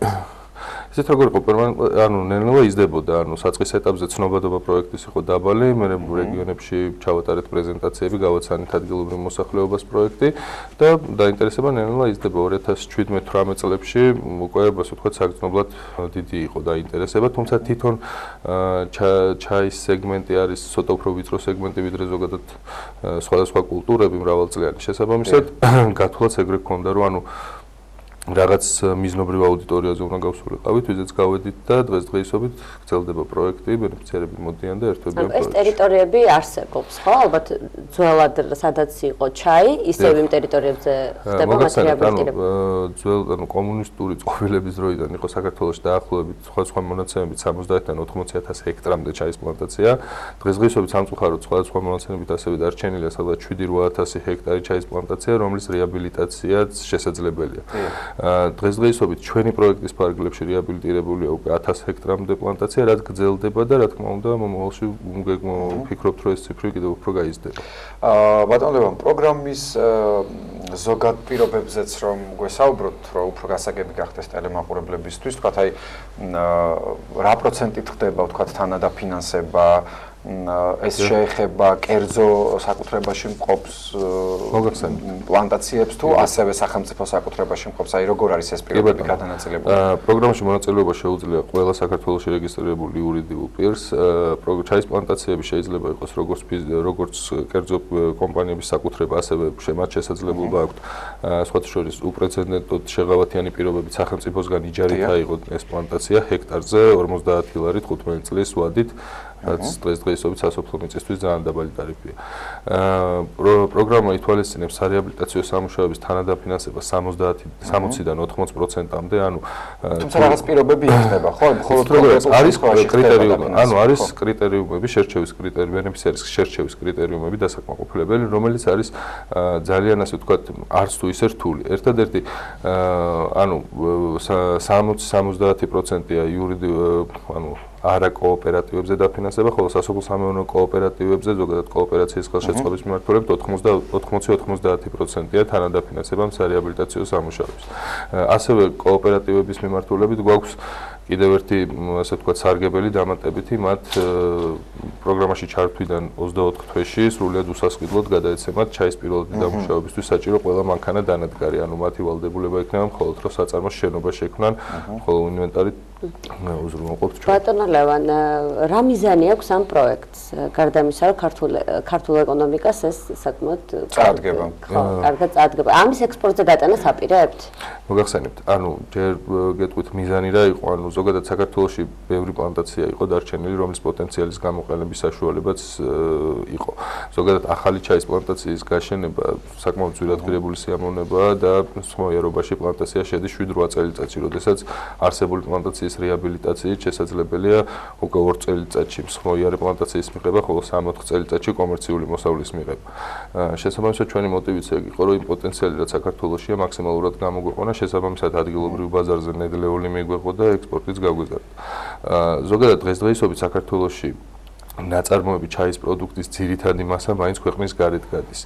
იმიტომ რომ ქართული ჩაი ზოგადად ხარისხზე ორიენტირებულები არიან ის ბიზნეს ოპერატორები, რომელიც ქართულ ჩაის აწარმოებენ, შესაბამისად ქართული ბაზრისთვის, ანუ მათ რაღაც ურჩევნიათ მაინც ექსპორტზე გაიტანა. ისე პარადოქსია რა, ქვეყანაში სადაც ასეთი კულტურა იყო ჩაის მოვლის და მოყვანის იმპორტირებულ ჩაის უფრო მოიხმარ საზოგადოების დიდი ნაწილი, ვიდრე ადგილზე წარმოებულს. გეთანხმებით, თუმცა ეს არის ჩემი სუბიექტური აზრით, ანუ ფასიდან გამომდინარე, რომ ბევრად იაფი. თუმცა ჯობია რომ გადაიხადო ალბათ, ძალიან მარტივი ამბავია, შედარებით ძვირი და მიიღო ხარისხიანი, ვიდრე გადაიხადო იაფი და მიიღო უხარისხიანი. მე არ მინდა ხა შეურაცხყოფა მივაყენო ქართულ ჩაის, მაგრამ გემოთი ნამდვილად არ ჩამოუვარდება უცხოური ჩაი. არა, ჯიშები იქნება აქ შეზღუდვა. არა, არანაირი. ანუ ზოგადად საქართველოში ოდითგანვე გაშენებული რაც იყო ჯიშები, ესენი იყვნენ ძირითადად ჩინური ჯიშები, თუმცა მე საქართველოშიც ხდებოდა სხვადასხვა ჯიშის გამოყვანა. ჩინეთთან ჩამოტანილი ჩინური ჩაიზია საუბარი, ხო? აქ ზუსტად.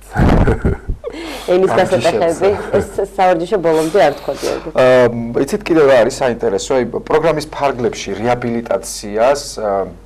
რეაბილიტაცია რას გულისხმობს, თქვა, აი გაწმენდვას, რაღაცა გასხვლას, აი რა პროცესი არის ეს? ზუსტი ჩამონათვალია იმ სამუშაოების, რაც პროგრამის ფარგლებში, ასე ვთქვათ, ფინანსდება და აგროტექნოლოგიური გეგმის მიხედვით საჭიროა იმისაც, რომ პლანტაცია მსხმოიარობაში შევიდეს. ეს არის პლანტაციის გაწმენდა უცხო საგნებისგან, მძიმე ნახევრად მძიმე გასხლა პლანტაციის, თვითონ ნიადაგის რიგთა შორის ნიადაგის დამუშავება, კულტივაცია, დათხოვამდენი წელი ფაქტობრივად საძოვრებად იყო ქცეული 25 წელი მინიმუმ, კი. სადრენაჟი არხების მოწყობა საჭიროების შემთხვევაში და პირველ წლის სასუქით შედის ამ თანადაფინანსების მოსულობაში. 25 წლის განმავლობაში რომ ამ ნიადაგს არავინ არ ამუშავებდა, ჩაი მაინც არის, კი, ძალიან ველური კულტურა. დაახლოებით ანუ სიცოცხლის უნაროვობა აქვს სადღაც 80-დან 100 წლამდე თვითონ ნერგს. შესაბამისად, თუ გადავთვლით დაახლოებით რა წლებშია გაშენებული, დაახლოებით 50 წელი კიდევ არის დარჩენილი იმისათვის, რომ ანუ პლანტაციები ნაყოფი მოიყოს და საკმაოდ ანუ ეხლა ჩვენ გვაქვს ნიმუშები, მაგალითები, მაგალითად რამოდენიმე პლანტაცია ჩვენს პროექტში ჩართული ანუ ეტაპობრივად მათ ვნახულობთ ხოლმე, ანუ როგორ მიდის მათ ადგილზე სამუშაოები. და რეალურად რეაბილიტირებულ პლანტაციაზე აი ძალიან კაი შედეგია, მართლა ძალიან რაღაც ისეთი ანუ ვიზუალური თვალსაზრისი და გენომური თვალსაზრისი ძალიან ნორმალურ შედეგს. ერთი ლამაზია. ხო, ფორმირებული ბუჩქი უკვე ძალიან ლამაზია, თუმცა მაგით ისე რომ წარმომიდგენია კრეფის დროს. რამდენი ადამიანი დასაქმდება, ესეც ძალიან მნიშვნელოვანია. მოგახსენებთ, თვითონ პლანტაციაზე სამუშაოების დროს მაინც არის სეზონური, ანუ სადღაც მაისიდან ოქტომბრის თვემდე და მან დასაქმებულთა რაოდენობა კოლოსალური რაოდენობით იზრდება. იქიდან გამომდინარე, რომ პირობითად 1 ჰექტარზე დღეში კრეფისთვის საჭიროა მინიმუმ 15 ადამიანი და ნუ აქ გვაქვს პლანტაციები, როგორც 5, ასევე 50 ჰექტრის ფართობით. შესაბამისად, მან დასაქმებულთა რაოდენობა ძალიან დიდია. თუმცა ყველა ბენეფიციარი, რომელიც ჩვენს პროექტში ერთვება, ვალდებულების სახით ჩვენი ხელშეწყობით და მის გარეშეც, ანუ ახდენენ ჩაის პირველადი დამუშავების საწარმოს შექმნა, სადაც უკვე სტაბილურ სამუშაო ადგილებზე თითო საწარმოში მინიმუმ 10-15 ადამიანის სტაბილური დასაქმება იგეგმება, რაც შესაბამისად ზოგადად დასაქმების კუთხით ძალიან ნორმალურ მაჩვენებელს. როგორი ხალისით აწკრებდნენ ხოლმე ჩაის, ახლა იმედია ცოტა აბდელბეგელათი. ესე დაკარგეთ. თუმცა ბევრ მეწარმეს აქვს პრობლემა თვითონ ამ მუშახელის მოძიების, იქიდან გამომდინარე, რომ ძალიან ბევრი ადამიანი, ვინც თუნდაც აი ჩაიზე გამოცდილება ქონა მუშაობის, მეზობელ ქვეყნებში გადმიდიან სამუშაოდ და რაღაცა ტენდენცია თუმცა ტენდენცია ამ ბოლო პერიოდში, რაც ჩვენი პროექტის ფარგლებში იმერეთში, გურიაში, სამეგრელოში, ანუ ბევრი 970 ჰექტარის რეაბილიტაცია მოხდა, რაღაც ტენდენცია წამოვიდა, რომ ვიღაცები ნელა ბრუნდებიან, რაც ასევე ძალიან სასიხარულოა ჩემი აზრით. ბატონ ლევან, ჩაის ფოთლის გადამამუშავებელი საწარმოების შექმნაც თავად ევალებათ, თქვა, ვინც აი ამ პროექტში ჩაერთვება, თუ უკვე არსებობს, თქვა, აი ესეთი სივრცეები, სადაც ხდება აი ამ მიღებული პროდუქტის გადამუშავება. ანუ რა თქმა უნდა, დღესდღეობით არსებობს საწარმოები საქართველოში, რომლებიც ჩაის ამუშავებენ. პროექტის ფარგლებში ჩართულ ბენეფიციარს თუ არა აქვს საკუთარი ჩაის გადამამუშავებელი საწარმო, აუცილებელი წესით მან უნდა შექმნას, თუმცა სასოფლო-სამეურნეო კოოპერატივების მიმართულებით ჩვენ ამაში ვეხმარებით, ანუ მანქანა დანადგარების სრულად უსასრულოდ გადაცემით, რაც ფაქტიურად მინიმუმამდე დაყავს მათი დანახარჯების საწარმოს შექმნისთვის, იმიტომ რომ ეს პირობა ჩემი აზრით იყო აუცილებელი იქიდან გამომდინარე, რომ ზოგადად მწვანე ფოთოლი, ჩაის მწვანე ფოთოლი არის მალფუჭებადი პროდუქტი 6-8 საათში თუ არ გადამუშავდეს. დაახლოებით 6-8 საათი აქვს გადამუშავებისთვის დრო, თუ ამის შემდეგ უკვე ხდება მისი ასე ვთქვათ ჭკნობა, პობა, ხარისხო ხდება. იწურება ჩვენთვის განკუთვნილი დრო და არსებობს მრავალი სახის ფესტივალი, როგორც ჩვენს ქვეყანაში, ასევე საზღვრებს გარეთაც, სადაც ხდება ხოლმე თუ კი ჩვენთან არ არის ქართული პროდუქციის წარდგენა და საკმაოდ წარმატებითაც გამოირჩევა ხოლმე, თქვა ჯილდოვდება და ასე შემდეგ, სხვადასხვა პროდუქტებზე საუბარი. აი თუ არის ხო, არა მარტო ღვინო. თუ არის მსგავსი თუ ხართ მსგავს პროექტებში ჩართული, ვთქვათ და უკვე ხდება აი ამ ბენეფიციარების მხრიდან წარდგენა სხვადასხვა ფესტივალებზე და კონკურსებზე ჩვენი ჩაის და ვთქვათ აი რა შეფასებები აქვს ხოლმე. მოგახსენებთ, ჩვენი პროექტით რეაბილიტირებული პლანტაციებიდან ჯერ ძალიან მცირე მათგანია, რომელსაც უკვე ხარისხიან, ასე ვთქვათ, ნედლ ფოთოლს იღებს, შესაბამისად ცოტა ნაკლებად. თუმცა გვაქვს მაგალითები რამოდენიმე კომპანიის, პოტენციალი დიდი არსებობს წელსახად, მაგრამ გვაქვს რამდენიმე მაგალითი, რომელმაც უკვე არსებული თავისი ნაწარმით მონაწილეობა მიიღეს როგორც ჩინეთში, ისე ირლანდიაში, ბრიტანეთში, საფრანგეთში, რაღაცა გამოფენებზე და საკმაოდ ვერ გეტყვით დიდი ანუ წარმატებით დაასრულეს, თუმცა გამოხმაურება მოყვა და რაღაც ხელშეკრულებები გააფორმეს, რის მეშვეობითაც ისინი ექსპორტზე მოახდენენ აღნიშნული ჩაის პროდუქტის გატარებას. ალბათ ფიქრობ იმ შეკითხვას დავსვამ, ახლა რომელიც მაყურებელს გაუჩნდებოდა და ვარ ობიექტური, აი გულწრფელად ჩნდება ასეთი შეკითხვა, მაშინ როდესაც ჩვენი პროდუქტი გადის საზღვარგარეთ და აქ მეწარმეს ურჩევნია არ გაიყიდოს, რადგან იმდენად ძვირიჭდება, ვთქვათ, მისი მოყვანა, დამუშავება და ასე შემდეგ და დახლამდე მიტანა, რომ ურჩევნია გაიტანოს საზღვარგარეთ. სხვა ქვეყნის შემთხვევაშიც ასე არ უნდა იყოს წესით, ანუ კარგი ჩაი თუ კი შემოდის, ანუ იმპორტული ჩაი არ უნდა ღირდეს, ვთქვათ, ძვირი, ანუ ადვილად ხელმისაწვდომი არ უნდა იყოს. მარტივი ამბავია, ესე იგი მოვიხმართ ძირითადად უხარისხო ჩაის. მაგასთან დაკავშირებით მოგახსენებთ, ანუ ესე ცალსახად იმის თქმა, რომ ქართული ჩაი გადის მხოლოდ ექსპორტზე და ადგილობრივ ბაზარზე არის, დიახ, ადგილობრივ ბაზარზე არის, თუმცა გეთანხმებით, არა იმ მოცულობით, რომლითაც შესაძლებელია, რომ იყოს. რაც შეეხება იმპორტირებულ პროდუქციას, მაგაშიც გეთანხმებით, ანუ შედარებით დალახარისხიანია, თუმცა სხვაობა პირობითად ჩინეთში, კენიაში, მათი ანუ ჩაის ღირებულებასთან დაკავშირებით. ინგლისში მაგალითად. ნუ ბრიტანული კიდე ხო, ეგ ცოტა უფრო ძვირადღირებული ჩაი. შედარებით დაბლფასიანი ჩაიზე გულისხმობ, ანუ ძალიან დიდი ხვედრითი წილი მოდის მუშახელის, ასე ვთქვათ, იაფიჯდება ბევრად მუშახელი და შესაბამისად ბევრად იაფიჯდება დამუშავება.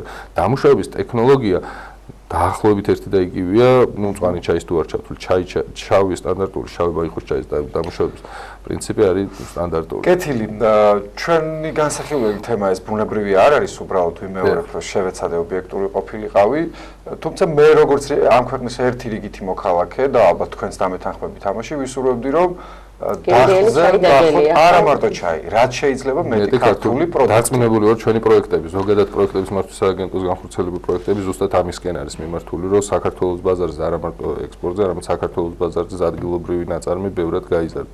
და ზუსტად დარწმუნებული ვარ ჩვენი პროექტის შედეგიც ეგ იქნება, რომ ბაზარზე ბევრად მეტ ქართულ ჩაის ვნახავთ ამ შემთხვევაში. დიდი მადლობა, ჩვენ გვინდა რომ თქვენ გისურვებთ წარმატებები, ძალიან მნიშვნელოვანია ვთქვათ აი მსგავსი სახის პროექტების პოპულარიზაცია. მნიშვნელოვანია ისიც რომ საზოგადოებაში გაჩნდეს ინტერესი, 70% ალბათ ჩვენი ქვეყნის პირობებში არც ისე ცოტაა, ვთქვათ რომ ამ ფორმით ხდება წახალისება ბენეფიციარებისა და ვისურვოთ რომ მეტი ბენეფიციარი იყოს ჩართული მსგავსი სახის პროექტებში და დაინტერესებული. ეს ბუნებრივია გააძლიერებს უფრო მეტ ოჯახს, გააჩენს უფრო მეტ სამუშაო ადგილს და საბოლოო ჯამში ეს ყველაფერი წაადგება ჩვენი ქვეყნის ეკონომიკას და ჩვენი ქვეყნის განვითარებას და კეთილდღეობას. მადლობა. მადლობა თქვენ. და შემდეგი სტუმრობისას უკვე ქართულ ჩაიზე დაგპატიჟებთ. აუცილებლად. შევახსენოთ ტელემაყურებელს, ბატონი ლევან უროტაძე გახდათ ჩვენი გადაცემის სტუმარი, რომელიც გახლავთ საქართველოს სოფლის მეურნეობის სამინისტროს პროგრამა ქართული ჩაის მენეჯერი. ჩვენ საუბრობდით ჩაის პლანტაციების სარეაბილიტაციო პროგრამის შესახებ და ახლა მცირე ანონსის შემდეგ დაგიბრუნდებით ისე პირდაპირ ეთერში დაგველოდეთ.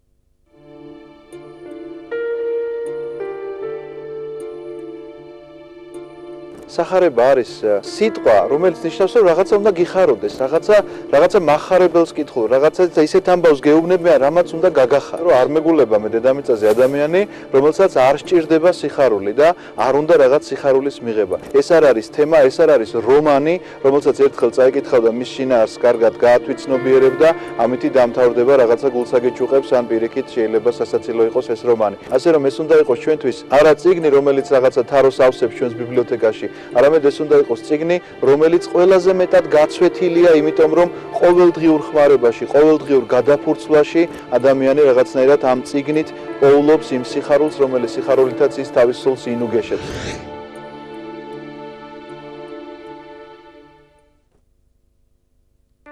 ერის ხასიათის, მისი სულიერი და ინტელექტუალური შესაძლებლობების შეცნობა, მის მიერ გავლილი ისტორიული გზის და სულიერი მემკვიდრეობის გააზრებით არის შესაძლებელი. საქართველოს საპატრიარქოს ტელევიზია ერთსულოვნება წარმოგიდგენთ გადაცემათა ციკლს ლიტერატურული პანორამა.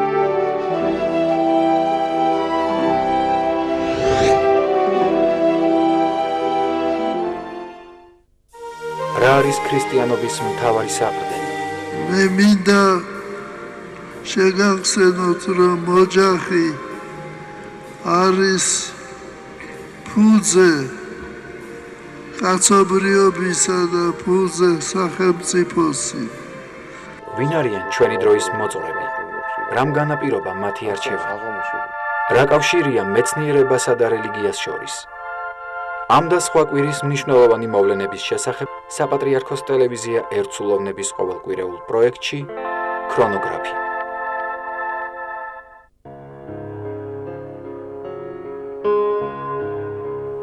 მოგონება სახსოვარივით დაგვიტოვა დრო. თითქოს მოხდა ის, რაც უნდა მომხდარიყო. ცხოვრება როგორც მხატვრული ტექსტი, რეალური პერსონაჟებით. ნინო ხოფერიას საავტორო პროგრამაში მემორია.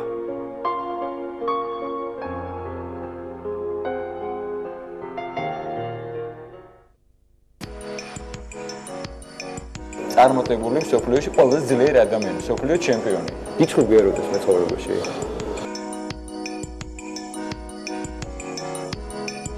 იმდენად მარტო ვარ სცენაზე. ეგეთი მაგალიც არ ვარ, რომ წმენა არ მქონდეს. ეკლესიური აუში შემორჩენილი მოძღვარი მარხულობ აი რომელ საუკუნეში. მანდა მაინც ის რო არ დაეხატა იმ შეფუთვაზე. ისე ვერ გაყიდით. იმას დიდი იდეა რომ სიყვარული უფრო ძლიერი ოდნობა არ არსებობს. ყველაფერი ოჯახიდან მოდის, ხო, ესეა და რაღაც თესვიდან მოდის და განსაკუთრებით ქართველებში ესეა. ყოველ კვირას 20 საათსა და 30 წუთზე სტუმარი ირჩევს შაქრით თუ უშაქროთ.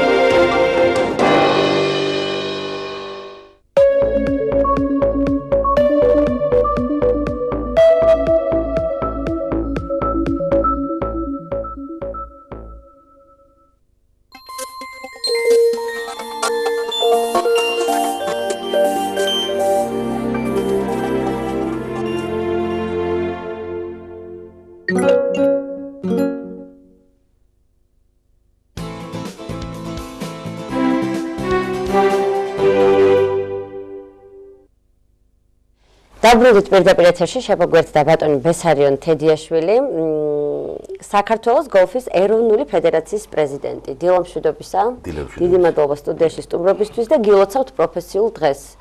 ჩვენს მაყურებელს უნდა ვუთხრათ, რომ 1916 წელს შოტლანდიაში 17 იანვარს ასე ვთქვათ, დაარსდა გოლფი, ხო? გოლფის დღედ გამოცხადდა. ასოციაცია დაარსდა.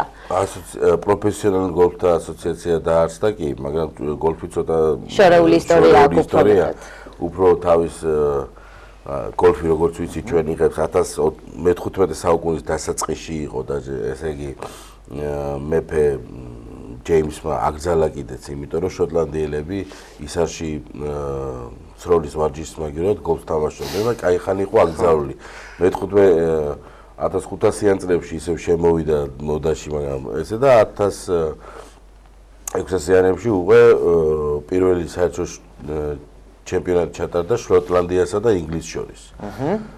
ხო და გოლფი საერთოდ მაგის ისტორია წესებით როგორც ჩვენ ვიცით ახლა წესები პირველი კლუბი და ასე ვთქვათ წესები ვინც დაარსა ედინბურგში იყო ესეთი 1400 ამ პერიოდში 1700 ამ პერიოდში დაიწყო პირველი წესები რომ დაარსდა, მაგრამ ყველაზე ძველი გოლფის მოედანი არის სენტ ანდრიუსის შოტლანდიაში ასევე. მაგრამ გოლფზე იძახდნენ, ესე იგი თამაშობდნენ ზოგი რაღაც ნახატებიც არის, რომ ძველ ჩინეთში, რომშიაც, მაგრამ ეს სხვადასხვა ესე იყო, რომ ეს იძახის, რომ ეს იყო გოლფი, ეს იყო წესებით, როგორც ვიცით დღეს გოლფი და როგორც ვიცნობთ ჩვენ ამ წესებს, ეგ შეგვიძლია თქვათ, რომ 1700-იანი წლებიდან დაიწყო. და საქართველოს როდის შეუერთდა ამ სპორტს? რა ხდება დღეს საერთოდ ქართულ გოლფში? ქართულ გოლფში საინტერესო მოვლენებია ერთის მხრივ, რომ აქ დიდ გოლფზე თუ ვილაპარაკებთ, ნუ კაჭრეთი იყო პიონერი ამისი, რომ გაკეთდა. ეხლა კეთდება ორი ძალიან შესანიშნავი, ერთი მოედანი შესანიშნავი გაკეთდა ესტონელი ბიზნესმენია, რომელმაც გააკეთა. აი ფორნიჭალისკენ როგორ გითხრა? მე არ მინახავს, ცით არც 18 ხვრელიანი ჩვენთან არ იყო, იმიტომ ჩვენთან წესებით გამოდის, რომ 9 ხვრელია და მრავლდება 9, ანუ ვერ 16, ანუ 9 უნდა ქონდეს, საკმაოდ ტერიტორიას მოითხოვს კი და საკმაოდ ძირადღირებულია ამის გაკეთება რა, მაგრამ ამ კაცმა ითავა და ეხლა კეთდება თაბორის მთაზე ასევე 9 ხვრელიანი გოლფის მოედანი, რომელიც მივესალმებით რა თქმა უნდა, მაგრამ ჩემი აზრია ის, რომ ეხლა მინი გოლფზე მინდა ვთქვა, იმიტომ რომ ხალხმა უნდა ისწავლოს და კულტურა შეეჩვიოს და უფრო მინდა რომ მივაწვეთ იმას, რომ აი ვცდილობ რომ მინი გოლფის მოედნები მოეწყოს, ბევრი მინდა რომ თბილისში სხვადასხვა პარკში ასე შემდეგ, რომ ხალხს მიეცეს საშუალება ფოთინგი, ჩიპინგი ესეთი რაღაც ივარჯიშონ, თან ეს მიმართულება განვითარდეს. ანუ არ არის შეიძლება ითქვას იმ დონეზე განვითარებული, ვთქვათ, როგორც იგივე სხვა ევროპის ქვეყნებში. როგორც ძლევოსნობა ჩვენთან საქართველოში, ესე პროცესი არ არის. ნამდვილად რა განაპირობებს ამას ფუფუნება? ამას ფუფუნებასაც უფრო აი სენტ ანდრიუსის გოლფის კლუბზე ლაპარაკობთ, იქ ესე იგი ძველი მოედანი კლუბი, ძველი მოედანზე დღეს ყველაზე სასურველი ადგილია, რომ დაუშვათ ითამაშო გოლფი. ისეთი რაღაცა ხდება, რომ დილის 2 საათიდან ხალხი რიგში დგება, რომ ითამაშოს მაგალითად და შეიძლება აი ვერ მოგიწიოს და ჰენდიკაპია ესეთი რაღაცა მინიმუმ 24 უნდა გქონდეს, რომ იქ ითამაშო. აი რაც გინდა ფული გადაიხადო, ვერ შეხვალი ვერ ითამაშებ ესე თუ არ ჩაეწერე რაღაცა ანუ წესები არ დაიცავი. წესებზე არ არის. აი უნდა გქონდეს მაგალითად წესია ეს ვიგულისხმე. კი, შენი მომზადების დონე იქამდე უნდა იყოს, რომ თამაშო დაიწყებ ას ფედერაციები გასწევენ, აი როგორც პროფესიონალ გოლფ ასოციაცია რო ახსენე და ასე შემდეგ ედინბურგი. გასცემენ საბუთს, რომ შენ შეგიძლია აი დაიწყე თამაში, ხო შენ თუ კარგად არ თამაშობ, სხვებს აფერხებ, რომლებიც მოდიან თქვენს მერე სათამაშოდ, რომ იმ გრინზე ითამაშონ რა. თუ ის ჰენდიკაპი არა გაქვს, აი ამდენ დარტყმაში მიახლოებით აგორებურს არ შეგიშვებენ მოედანზე, რაც გინდა ჩვენ ენაზე რო ვთქვათ, რეკომენდაცია უნდა გქონდეს. რეკომენდაცია რაღაც თანლიგი რა, ესე ვთქვათ, რაღაც თანლიგი უნდა გქონდეს. რატომ ითვლება ბატონ ბესარიო, თუ მცდარი შეხედულებაა რაღაცა ერთგვარ არისტოკრატულ სპორტად ეს საიდან გაჩნდა? არისტოკრატებმა დაიწყეს როგორც წესი ახლა და ზუსტად არისტოკრატებმა აკრძალეს თავის დროზე, რომ იძახოდი 1400-იანი და მათვე განაახლეს შემდეგ. ხო, მე დედოფალი მერი შოტლანდიის ძალიან დიდი გოლფის მოყვარული იყო და ისვე თამაშობდა ეს ტერმინები, რომლებიც არის მაგალითად ქედი, რომელიც ატარებს ამას ქედი, იძახიან კადეტებს ეძახოდა ვინც უტარებდა ისინი. რაღაცეები არის და სხვათა შორის ისეთ საინტერესო ისინია ბევრი ხალხი უბრალოდ მოწამლულია ამ თამაშით. აი იაპონიაში მაგალითად დაზღვევაც კი არსებობს. ყველას თავისი აქვს წესები და გარტო თუ ჩააგდე პირველივე დარტყმაში ჰოლინვან ქვია იაპონიაში. იქა ორი წესია იაპონიაში, რომ ვინც გარშემოა შენ მეგობრებს და ყველას გარშემო უნდა უყიდო ძალიან ძვირფასი საჩუქრები და უნდა დაპატიშო ძალიან შეიძლება 10000-ობით დაგიждდეს ისა ასე ვთქვათ ერთი ჩაგდება ხო მაგალითად არ ჩავაგდე ხო ეს მაგას რაც გინდა მაგალითად თამაშობდე ჰოლინვას ვერ გათვლიო ჩააგდე იშვიათი რაღაცაა და რომ ვარდება კლუბებში როგორც წესი ის ბურთი უდევთ ხოლმე რომ აი ეს ჰოლინვა ამან ჩააგდო და ასე შემდეგ რა ქართველების დაინტერესება როგორია აი მაგალითად თქვენთან ფედერაციაში ჩვენ მე ახლა სიმართლე გითხრათ ახლა უფრო კონცენტრაციას ვინც თამაშობს მე კონცენტრაცია მაქვს ახლა გაკეთებული მინი გოლფზე იმიტომ რომ მინდა რომ საყოველთაო გახდეს ეს ისა სახეობა არის დაინტერესება ახალგაზრდების მხრიდან დაინტერესება არის ბევრი სტუდენტურ ჩემპიონატებს ვატარებთ ხოლმე აი მერის ხელშეწყობით მთელი ზაფხული ქონდა ხოლმე უფასოდ ვათამაშებდით ლისის ტბაზე ხალხი ვიც მოდიოდა დაუშვათ ფოთინგს ვავარჯიშებდით და იქიდან მე არ ვყვებ რომ ვინც ტალანტია იწეუყე ის რომ განავითარო ინფრასტრუქტურა წესით აი მე მინდა რომ ესეთი რაღაც იყოს საქართველოში რომ პარკებში სკვერებში ასე შემდეგ პატარ-პატარა მოედნები რო გაკეთეს, ყველა სკვერში ვერ გაკეთდება, მაგრამ რაღაც რეგიონალურ დონეზე და ამაზე მუშაობთ ახლა კონცეფცია მაგაზე რომ ყველას კონდეს საშუალება, ვისაც აქვს სურვილი, წავიდეს მოცადოს თავი. ეხლა დიდ მოედანზე რო გაუშვა ხალხი მაგალითად ვისაც არასდროს არ უთამაშია გოლფი, ნუ იქ რიგს დააყენებს ჯერ ესეთი ვერ გაარტყავს ერთ-ერთ ბურთს დიდ დარტყმას, ხო იქ ვერ გაარტყავს და ვერაფერს ვერ იზავს, იმიტომ სპეციალური დგომა უნდა, სპეციალური დაჭერა უნდა ამას რა ქვია. პირველ რიგში სკოლა ჭირდება ამ ყველაფერს, გაზარდოს კარგი სპორტსმენი. რა თქმა უნდა, თუ ტრეინინგი არ გაი, აი იმდენად არის დახვეწილი, შემთხვევით წამოვიღებ ბურთი, აი ხედავთ, თავიდანვე დაიწყო ესე იგი ურტყავდნენ. შეიძლება? დაიტოვეთ. მადლობა. ხო, რო ურტყავდნენ ესე იგი. ჩავარდო. აი მოაწყეთ ხოლმე და იმას ხენით.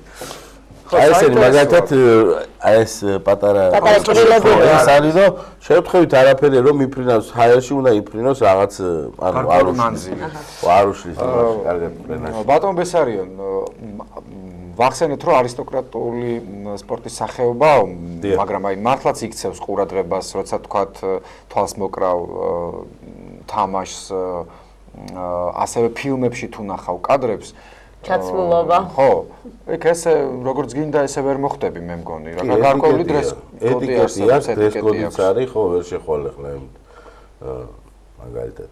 ხო, ეს აუცილებლად დასაცავი ამბავია. დიახ, ეგ არის როგორი რაღაცა, იცი? ლამაზია, ესთეტიკურია. ჯენტლმენური და არისტოკრატებს რატო ეძახიან, რომ იქ ძალიან მნიშვნელოვანია, რომ პატივს სცემდა იმას, ვისაც ეთამაშე, მაგალითად, ადამიანი დარტყმას აპირებს, ძალიან უხეშობა და უზრდელობა ითვლება, რომ წინ გადაუარო იმ ბურთთან, მოუარო, მაგალითად და იქით დადგე. აი უკნინა უნდა მოუარო, მაგალითად, შეიძლება მაგის გულისთვის მოხსნან უბრალოდ და გაგაგდონ კლუბიდან. პირობითად. ხო, აქ შენი ამბავიც ჩანს ამ რაღაცა მოედანზე რო შემთხვევით გაჩნდა შეიძლება დაცინვის ობიექტი გახდეს. მაგრამ იცით რა არის, ყოველთვის რატომღაც გონიათ ხალხი ეს დაიწყეს ამა და ესე უყურებენ. ამერიკის პრეზიდენტები ყველა გოლს თამაშობდა კენედის გარდა, რომელიც ამერიკული ფეხბურთი უყვარდა და ეს ეხა ტრამპის გადარეულია გოლფზე და გოლფის კლუბები აქვს, მაგრამ ეს საყოველთაო თამაშია. არ არის ეს მარტო ვიღაც რატომღაც კი რაღაცეები ძვირიღის მაგალითად რომ იყიდო, შენი კონდეს კლუშკები, ეს ბურთები ეს გინდათ ეს სამოსი ასე შემდეგ და კლუბის წევრობა რო გადაიხადა კლუბები არიან კლუბები დაუშვათ რა და ძალიან კაი მიმართულება ტაბორის დაზერწრას მიმდინარეობს ამ ისტორიულმა ბიზნესმა და ეს განვითარდება საყოველთაო მინდა რომ გახდეს გოლფი რომ ვისაც როგორც ან გიყვარს ან მაგრამ ბატონ ბესარიონ კიდევ რა გამიგია იცით აი როგორც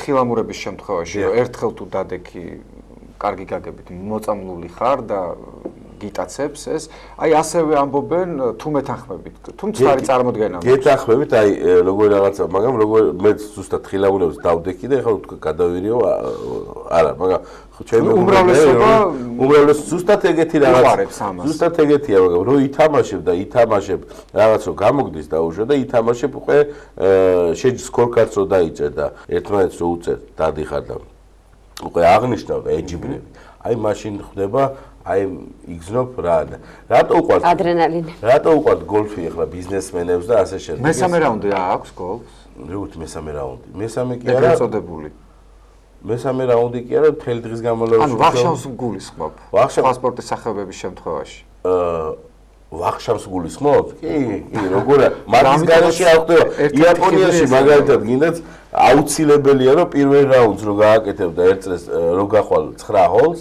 აუცილებელია რომ დაждდე და ლანჩ ანუ გოლფის იდეა ის არის რომ იქ არის ურთიერთობა კი აუცილებლად და ეს არის აი მაგარი საინტერესო თამაშია რა სიმართლე რომ ვისაც უნდა რომ მაგალითად აი ვიც დაინტერესებულია გოლფით როგორია მის პირველი ნაბიჯები სად უნდა მოვიდეს როგორ უნდა დაგეკავშირდეთ აი კაი კითხვაა ჩვენ კაია რომ თუ დიდი გოლფი აინტერესებს დაუშვათ ამ შემთხვევაში თვითონ კლუბებს დაუკავშირდეს თუმცა ვფიქრობ რომ ჯერ უნდა აღმოაჩინო ეს შენში ეს პოტენციალი უნდა იგზნო ეს მოედანი დარტყმა იცოდე დაუშვათ ჩიპინგ მე ჩვენ ახლა ესეთ მიმართულებას ვაკეთებ რომ მინი გოლფის მოედნები მოეწყობა საქართველოში სადაც იქნება ესე ვთქვათ სეტკას ბადე ხო ბადე სადაც დიდ დარტყმას ივარჯიშებს დაუშვათ გამოზდის თუ არა თუმცა ბადეში აკარებს ახლა არ გაფრინდეს ვიღაცას არ მოხდეს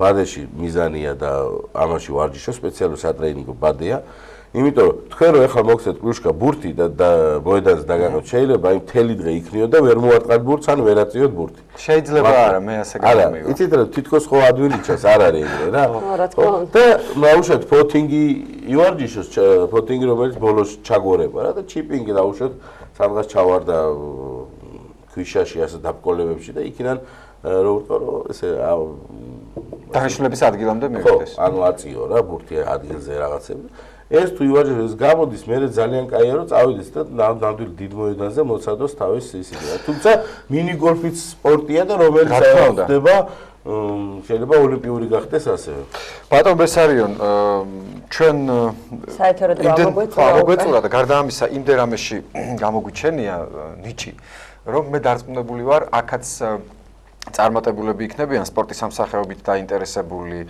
მოთამაშეები, თუმცა ჯერ უნდა გაჩნდეს ის სივრცეები, რომელზედაც თქვენ საუბრობდით ამდენი ხნის მანძილზე, რომ თუნდაც აი სკვერებში, საზოგადოების თავშეყრის ადგილებში გულისხმობთ აი